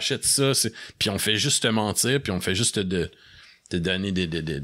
Écoute, la bouffe qu'on mange, là, à 95%, c'est la crise de marde. Là. Ouais. Tu sais, si tu cuisines pas, là... Ben, même si tu cuisines, là, je veux dire, tes légumes, tes fruits, tu sais, il y a je pense que c'est Jean Ziegler, le sociologue, qui disait... sociologue suisse, qui disait que je pense que par année, un être humain normal ou moyen ingère à peu près 5 litres de pesticides à travers sa bouffe, tu sais. Ça, c'est des produits... qui sont cancérigènes. Là. Ben ouais. Puis là, on parle pas de la bouffe transformée puis de la crap de... Non. On parle à quelqu'un qui va cuisiner. Là, c'est ça, tu sais, puis qu'il y a pas les moyens nécessairement d'acheter bio, là, tu sais, qu'acheter des légumes normaux, là, tu sais. Ouais. Puis ça, c'est après la viande, je veux dire, il y a plein des hormones de croissance, il y a des antibiotiques. Il y avait pas eu un agronoble? Ouais, Louis Robert. Ouais, qui a fait une sortie. Ouais, parce que c'est hyper... le milieu agrochimique, il est super influent sur les... il y a des gros lobbies, en fait, qui influencent les gouvernements à pas prendre de décisions pis à laisser ça. Ouais. Okay. Des fois, je parle à la caméra. Ouais, c'est ça. Ah ouais, puis il s'avait fait calisser parce que là, il parlait au plus haut, en haut de lui, pour faire comme, hey, il faut faire de quoi, puis il n'y a rien qui se faisait, fait qu'il a donné ça aux journalistes. Là, je veux dire, moi, je connais pas son histoire plus qu'il faut, là, je connais la situation en général de l'industrie agrochimique versus les lobbies, leur lobby versus les législations, puis ces effets-là. L'histoire de Louis Robert, j'ai toujours pas lu son livre, il est sur ma longue liste à lire, là, mais j'ai moi pas... Aussi. Mais non, c'est ça. Fait que je sais pas comment on s'est rendu à ça, mais... ouais. Non, mais tu sais, je trouvais que c'est quand même fou, pareil. Là, moi, en tout cas, de l'histoire, il me semble que j'avais suivi à travers les journaux. Ben, c'était ça, c'est que, tu sais, il avait essayé d'aller de le dire en haut. Il a pas pu, il l'a sorti dans les journaux. Fait que là, il s'est fait t'as vu récemment, là, il y a Santé Canada a dit, on va augmenter la limite de tel produit, le glyphosate. Ouais. La limite va être rendue 5 fois plus grosse, mettons, je me rappelle pas le chiffre. Puis là, ben, tout le monde se dit, ben là, comment ça, tu sais, c'est reconnu comme cancérigène probable par l'OMS, pourquoi vous autorisez ça? Puis là, tout d'un coup, on apprend que c'est la compagnie en question, Bayer, qui a fait la demande à Santé Canada. Pouvez-vous augmenter la limite qu'on vende plus de produits, tu sais? C'est ça. Bayer qui est Monsanto. Ouais, c'est ça qui a racheté. Fait que, tu sais, ces compagnies-là, les gens se doutent pas nécessairement tout le temps comment ça fonctionne, mais chez Santé Canada, par exemple, il y avait un scientifique qui, lui, avait assisté. Il s'appelle Shiv Chopra. Il avait écrit un livre qui s'appelle Corrompu jusqu'à la moelle. Donc, il a témoigné de son temps chez Santé Canada. Il a vu comment ça fonctionnait. Puis, Monsanto voulait faire admettre une hormone de croissance bovine, quelque chose dans le genre, puis qui était comme reconnu par les études pour être nocif au bout du compte. Puis lui, ce scientifique-là, il savait, mais il a vu les pressions de Monsanto pour faire adopter chez Santé Canada. Puis faire... Parce que quand Santé Canada donne les tempes, ça veut dire que là, tu peux le commercialiser puis le vendre. Ouais, c'est ça. Lui, ben, il a passé comme dans le tordeur, puis il a passé 10 ans de sa vie, je pense, à combattre ça. Puis tu sais, ça se fait, ça, man. On le vit avec la cigarette. Tu sais, aujourd'hui, c'est comme, ben là, c'est pas bon, on le sait. L'amiante, pareil. C'est tout le téflon. C'est tous les produits de consommation. Il y a tout le temps quelque... Puis en fait, c'est les industriels qui font leurs études puis ils les gardent pour eux. S'ils voient que c'est nocif, ils en parlent pas. Ben ouais, ben c'est pas business. Ben c'est sûr que non, tu sais. Puis après ça, ben le public il essaie de faire des études, mais il y a pas l'argent, il y a pas. Ah, ben là, Bayer subventionne ta chaire de recherche, fait qu'on t'es mieux de pas. Ouais, puis là après ils font, ben là, ils vont le dire si leur produit est correct. Ouais, c'est comme si. Ben oui, ils sont là pour ça. Ouais. Mais ok. Fait que... Ouais, c'est que ça, on en revient avec les journalistes de cul. Ben, je sais pas, mais des fois, on part, hein, puis on... Ouais, c'est ça. Ben, dans le fond, j'avais des questions un peu avec ton père, tu sais, parce que je me demandais... Parce que là, ça fait plusieurs, là. Ouais. Ça te dérange-tu? Ben, je sais pas, t'en restes combien? Ben, je peux te poser d'autres affaires si ça te tente, là, aussi. Là. Ben non, mais là, je vais t'en laisser une dernière sur mon père, puis après ça, on va... Okay. J'ai parlé d'Elvis Gratton, j'ai parlé des funérailles, j'ai parlé de...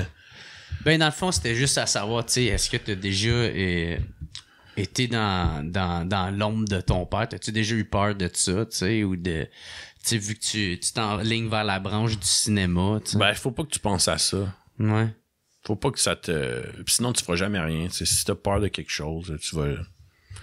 Mais c'est sûr que quand il était vivant, tu sais, c'est spécial. Des fois, tu marches sur la rue, puis le monde l'apostrophe, puis ils veulent... Mais les gens, ils veulent y parler, ils sont contents. Tu vas à quelque part, si c'est... Mais non, moi, mon cheminement, je le fais, puis je fais mes affaires, puis je développe... C'est sûr qu'il y a une influence sur moi, mais... Je fais pas exactement le même parcours, puis je me préoccupe pas du tout de ça. En même temps, tu dois être super fier, là, tu sais. Ouais, mais je me préoccupe pas de savoir si on va faire la comparaison et quoi. Puis tu sais, je sais comment ça fonctionne, la game médiatique, on va en parler, on va me comparer, mais qu'est-ce que tu veux que je fasse? Ouais, ça fait partie de la game. Moi, je fais mes trucs, puis ouais. c'est ça. OK. Mais man, c'était super cool, pour vrai. Ça a fini de même? Ben ouais, j'avais... ouais. Ah, tiens, à ta minute, non, on peut parler d'autre chose. Vas-y. T'as fait des Word Up. Des Word Up rap. Je l'ai vu juste en haut. Puis, c'est-tu à cause des questions du public, ça, ou... Ben ouais, c'est qui m'a allé fait checker. J'étais allé checker, mais là, après ça, j'ai vu, toi, t'étais dans un band, dans un groupe de rap. Ben, je peux en parler, ouais. Ça non plus, je l'ai jamais regardé, hein. Okay. Ça, c'était pas une super belle expérience. Mais moi, je trouve ça quand même nice que t'as vraiment essayé une coupe de... Ben, ça, en fait, moi, je peux le raconter. Moi, c'est bien rare qu'on me pose la question là-dessus, mais... Le Word Up Battle, c'est quand nous autres, on avait... Il y avait un événement qui avait été créé par un des fondateurs du... je sais pas si tu connais End of the Week. Non. C'est lui qui a passé à Télé-Québec, là, qui s'appelait La Fin des Faibles. C'est comme ils ont adapté ce show-là pour la TV. Ben, un des fondateurs de la division québécoise avait fondé un truc qui s'appelait le 11 Check, qui était un combat de freestyle battle. Fait que nous, on a ça, c'était avant le Word Up? Ouais, c'est comme l'ancêtre du Word Up. C'était sur-instru avec un DJ, puis c'était de l'improvisation. Donc, t'arrivais, tu sais... Puis tu savais pas qui t'allais affronter, puis c'était comme un tournoi. Fait que une fois par mois, Puis t'avais du monde, il y a du monde qui ont passé par là, puis ils se sont ramassés, tu sais, comme Woodman qui était à la fin des faibles à Télé-Québec, il a commencé dans les 11 checks, là. Okay. Fait que nous, on faisait des 11 checks, puis tu sais, à un moment donné, j'en ai fait. Moi, on avait un crew de rap, puis l'improvisation, c'est vraiment comme, c'est peut-être la discipline la plus tough du rap, là. C'est sport avec rien, puis tu dois créer quelque chose avec des rimes qui a du sens, c'est pas évident. Puis j'ai fait des 11 checks. Puis à un moment donné, il y a eu le 11 check Battle Mania qui était en équipe. Fait que là, il y avait moi, Press One, Scandale, Paysan, les 4 ensemble. Là, on se faisait des pratiques ensemble. On se réunissait puis on se battle entre nous, tu sais. Juste pour, comme, tu sais, plus tu freestyle, plus tu pratiques, plus t'acquiers une mentalité de freestyle. Puis là, on a fait le Battle Mania puis on a gagné. Fait que là, nous, c'est sûr que, tu sais, bon, Chris, on est les meilleurs en freestyle. Fait que quand on s'est fait proposer le Word Up Battle, c'est sûr que, tu sais, on n'a pas vraiment fait nos devoirs. Moi et Prez, on est allé là, on s'est dit, OK, tu sais, un peu la grosse tête, j'imagine. On n'a pas fait full nos devoirs, puis on est arrivé là avec une mentalité de, tu sais, bah, regarde, on tourne les coins ronds, on complétera en freestyle, puis, tu sais, finalement, l'autre bord, les gars de SPS, eux, ils ont fait leur devoir, sont arrivés, bang, ils ont... En plus, travaillait de nuit, j'étais allé leur rejoindre le matin, ils avaient pas dormi, c'était comme tout croche, tout était planifié pour qu'on se pète la gueule, puis c'est arrivé, tu sais, puis c'est une belle leçon d'humilité. Ah ouais, c'est ça. Puis finalement, c'est ça, ça a pas... c'était pas ça a pas super bien sorti. Mais non, c'était un désastre, là. Moi, j'ai jamais regardé. Ah ouais. Mais ce qui est drôle, c'est parce que j'ai vu les gens qui posaient des questions sur ton... Sur le post que j'avais fait. Ouais, c'est ça. Mais la personne qui posait cette question-là, c'est quelqu'un qui a été dans je pense qu'on peut dire un collectif au Battle Mania, puis on les a battus 2 fois. Je sais je sais pas pourquoi, il doit encore nous en vouloir, mais tu sais, je veux dire, moi, j'en veux pas aux gens d'SPS. Les gars, ils sont solides, ils ont fait leur devoir. Mais juste se blâmer moi et Press d'avoir été cave puis de pas avoir été au bout de l'affaire. Ouais. Si tu t'es encore de la rancœur d'avoir perdu au Battle Mania contre nous, ben, c'est que, tu sais, je veux dire, tu t'entraînes puis tu peux être bon, là, c'est tout. Mais, ouais. Mais c'est un gros le Word Up, en plus c'était le premier, fait que tu sais, nous on est allés là comme un peu inconscients, mais on savait pas en tout que ça prendrait cette ampleur-là, puis que... Ben ouais, c'était dans les premiers, là, ça, là. C'est le premier. C'était comme dans c'était un truc de shop de canettes, de graph. Puis c'était pas gros, là, on était quoi, une 40aine, puis... tu vas là, ok, on passe un mauvais moment, puis après ça, finalement, là, c'est devenu huge, le Word Up, puis il y a des gros... il y a du monde. Après, tu sais, moi, c'est sûr, j'avais aussi le cinéma, j'avais plein d'autres affaires, fait que tu sais, c'est comme... J'aurais pu dire, ok, tu sais, je vais retourner dans le Word Up en sachant ce que c'est, puis je vais me battre comme du monde, là, mais à un moment donné, moi, j'étais comme rendu un peu à la limite, est-ce que ça me tente de continuer à faire, tu sais, tu fais du rap, puis... Tu fais du rap comme tu jouerais un peu, mettons, moi, en tout cas, je le voyais de même, tu sais, comme si tu jouais un peu d'une ligue de garage, puis combien qu'il y a de monde qui vont se rendre à vivre de ça, tu sais, il y en a pas beaucoup. À un moment donné, j'ai juste fait, ok, tu sais, regarde, je vais... Puis t'as arrêté carrément le rap? Ben non, on a continué à faire du rap, c'est juste qu'à un moment donné, t'écris en groupe, mettons, tu te rencontres au studio, tu sais, c'est ce que je dis comme une ligue de garage, tu le fais sérieusement, mais tu te rencontres souvent, t'as une dynamique de groupe. Puis à un moment donné, chacun a ses obligations, chacun a ses jobs, les gars, ils commencent à avoir des enfants. Ben là, t'écris plus en groupe, t'es rendu tout seul à écrire tes verses, puis après ça, tu construis une tune différemment. Puis à un moment donné, ben, t'as plus le même temps à investir dans ça, fait que tu fais comme, bon, ben... Puis t'as pas pensé à le faire solo ou... Mais ça m'intéresse pas. C'est écrire une tune solo, mais tu sais, après, t'as un crew, tu freestyle ensemble, quelqu'un fait une tune sur un instru, il te le pitch, tu dis, ok, ça me tente d'embarquer sur ce thème-là. Tout seul, c'est pas la même chose. Il y en a qui ont besoin de le faire tout seul. Moi, j'ai écrit des tunes solo, mais c'est pas... c'était comme dans un collectif là, que c'était intéressant. Là. Puis c'était-tu aussi militant que dans tes films, tu sais? Ben c'est sûr que moi j'aime bien le rap engagé, puis j'aime bien le fait de passer un message. C'est pour ça qu'on a parlé de Manu Militari, c'était un gros c'était une grosse influence au début. Ben, mais moi, là, je capote sur Manu. Mais tu sais, je veux dire, il y en a d'autres, que ça soit ici ou en France ou aux États-Unis. Puis tu sais, des fois, je regarde le rap qui aujourd'hui... En fait, à l'époque, quand on faisait les 11 checks, la scène rap était comme effervescente, mais au niveau underground, tu sais, c'était comme... Il y avait beaucoup de stock, il y avait beaucoup de shows, il y avait des showcases, il y avait des open mic, il y avait toutes sortes d'affaires.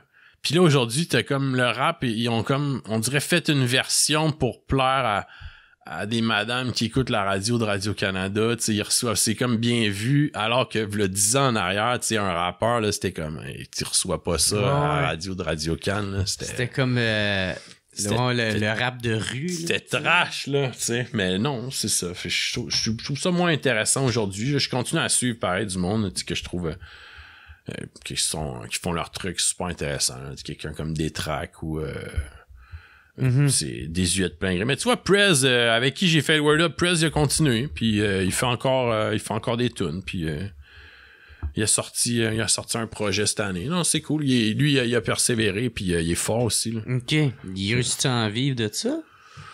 Non. Ouais. Non, il n'y a pas grand monde qui en vivre de ça. Je serais curieux, là, mais c'est pas... Ah.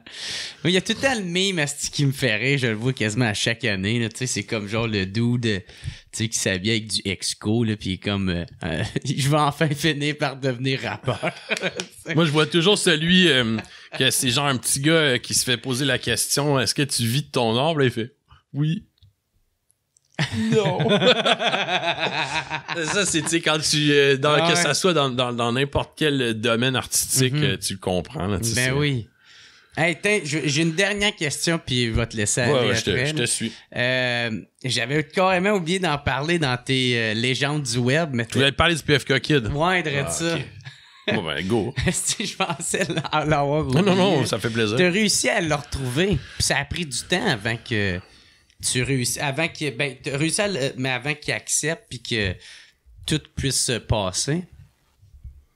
Ça a été quasiment peut-être 1 an et demi, 2 ans avant qu'il accepte. En fait, c'est pas moi qui l'ai retrouvé, c'est mon collègue Fred Guindon qui était avec moi dans le reportage. Il le retrouve par Facebook, il parle, puis là il me propose, il dit hey, ça te tente-tu d'embarquer, tu sais, je sais que ton père a fait c'est lui qui a fait l'entrevue, ça serait cool que tu t'embarques. Ben moi c'est sûr là, tu sais, moi je pensais en fait qu'il était mort parce qu'il y avait eu un article d'Urbania, puis c'était André Péloquin, je pense, qui avait écrit ça, puis il te racontait un peu ce que le PFK Kid avait vécu jusqu'à ce qu'on perde sa trace. Fait que là, un moment donné, il parle au téléphone, moi, Fred Guindon, puis il dit que ça y tente. Finalement, ça a avorté, ça a pas marché, puis ça a pris comme 1 an et demi. Parce qu'il avait re-rentré en prison, ouais, c'est ça. Quoi de même. Ouais. Puis là, ben, à partir de ce moment-là, quand il est ressorti, là, il s'est dit, là, je veux le faire. Fait que là, moi, j'ai rencontré pour la première fois. Dans le fond, j'avais jamais rencontré. Puis, on s'est super bien entendu. On s'écrit régulièrement. Puis, ah ouais? T'as gardé contact avec? Ouais. Ben, écoute, c'est parce que, tu sais, et pour moi, et pour lui, et pour Guindon, et pour le monde qui ont travaillé, tu sais, il y avait Fred Poirier, Louis Delisle, mais les gars qui ont fait la caméra avec nous autres là-dessus, tu sais, c'était comme un moment... culte là, tu sais, on a été acheter un baril de poulet avec, puis on l'a mangé avec, puis là t'as-tu le petit chapeau? Non, il y a plus de chapeau aussi. Mais là on dit ça te tente-tu, tu sais, c'est lui qui a proposé de se mettre en chess comme dans ah ouais. Vous aviez pas osé ou... Non, moi je serais pas allé jusque là. Moi je serais pas été game de demander t'es-tu game de... Non. Fait que là il dit ok, fait que on revisite les questions. Puis c'était comme tellement le fun de plonger là-dedans. Puis tu sais, les gens pensaient que les gens embarquent dans la vidéo, puis ça a été gros succès. Les gens embarquent, ils pensent que tu ris, mais t'arrives à un bout où c'est touchant, puis tu dis Christ, tu sais. Ouais. C'est ça qui a fait que moi, tu sais, je veux dire, des filles m'arrêtaient me disaient c'est tellement touchant le PFK Kid. Puis, je me serais jamais douté que quelqu'un me disait ça, genre quand je faisais tu sais, on avait du fun puis tout, mais c'est vrai, c'est super, c'est humain là. Parce qu'il raconte dans le fond un peu sa vie. Ouais. Puis c'est ça, il trajet, d'un AA, puis il est en prison puis tout, puis c'est comme ben touchant. Puis c'est ce que t'en ressors, on dirait, des fois, c'est que c'est un bon gars, là, pis tu sais pas où la vie te mène, puis des fois, tu sais, comme il dit, là, tu sais, des choix, des mauvais choix que tu fais, puis tu sais, en un claquement de doigts, tu te ramasses. Non, parce que tu le vois dans, tu sais, quand ton père, il pose ses questions, il dit, m'a m'acheter un restaurant PFK, puis m'a vous acheter des chars à vous autres, tu sais, il est super généreux, puis très là, tu sais, pour un kid de son âge. Ouais, non, c'est ça, mais je veux dire, depuis, en fait, c'est tiré d'un film, le film Picsou, puis à partir du moment où il a été mis sur YouTube, là, tout le monde s'est toujours posé la question, mais tu sais, je me demande ce qui est devenu, je me demande ce qui est devenu, je me demande ce qui est devenu. Là, tu le retrouves le gars 40 ans plus tard, puis tu dis, voici ce qui est devenu. Ouais. Puis tu sais pas dans quelle direction ça va t'amener quand tu commences à le regarder. Tu sais, comme nous, on s'est tout de suite bien entendu avec, mais tu sais pas dans quelle direction ça va te mener, tu sais. Quand que j'ai sorti le DVD avec sa face dessus, moi, dans le fond, c'est comme une technique, des fois, de documentaire que tu utilises quelque chose pour créer une réaction, puis je l'ai fait dans le Journal de Bolivie, je l'ai fait là-dedans, puis là, tu sais pas où ça va te mener, puis tu sais, là, il voit ça, puis tabarnak, il y a le moton, puis... ouais. Moi, ça m'avait vraiment surpris parce qu'on n'était pas allé comme dans ces directions-là, dans nulle part, tu sais. Ben, c'était bien... c'était un esti de beau... une belle aventure, ça. Bien chanceux que j'ai pu faire partie de ça, là. C'est ça, c'est cool qu'on t'a invité à participer à ça. Ben oui, mais non, Fred Guindon, j'ai dit toujours, si je t'en dois une, tu sais, pis le roi Enoch, je sais que Guindon, il est partant, si jamais il veut, on le fait ensemble. Yeah! Mon médaillon touche à mon pénis. Écoute, c'est ça, je veux dire... J'escalade les montagnes de cocaïne. Dans la vingtaine, là, on connaissait tellement toutes les ces phrases, puis c'est ça, je te dis, ça, c'était... Tirer dans les chevilles. Péter leur cheville, brap. Ben oui. Ça, je te dis, ça serait comme tellement épique, là. Mais ouais.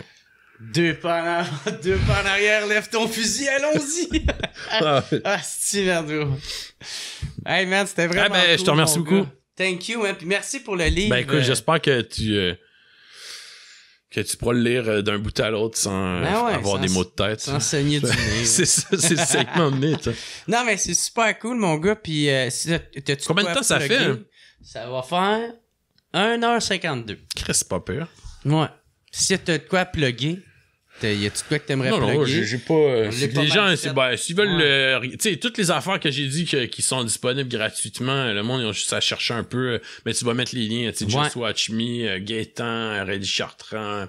Puis, à part ça, le livre puis Journal de Bolivie, ben c'est pareil, tu sais, si les gens, ils veulent, je te donnerai les liens, mais c'est pas très compliqué à chercher sur Google, moindrement que t'es... Y a-tu de quoi qui s'en vient pour toi? Y a-tu un projet que tu travailles dessus, que t'aimerais parler?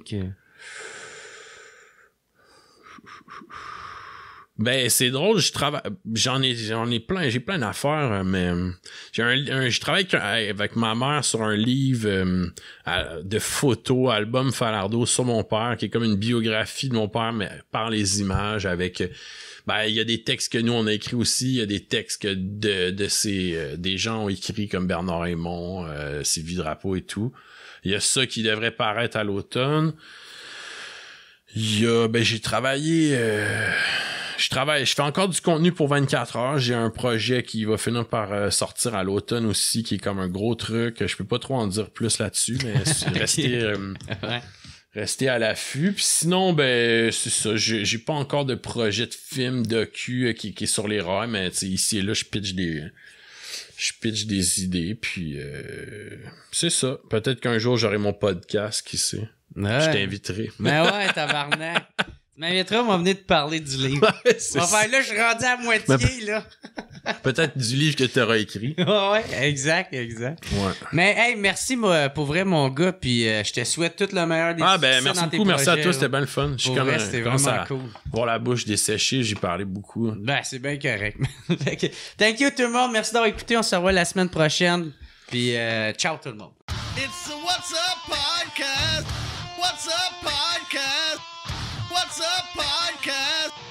Avec Jeremy Alain. Yeah. Boom.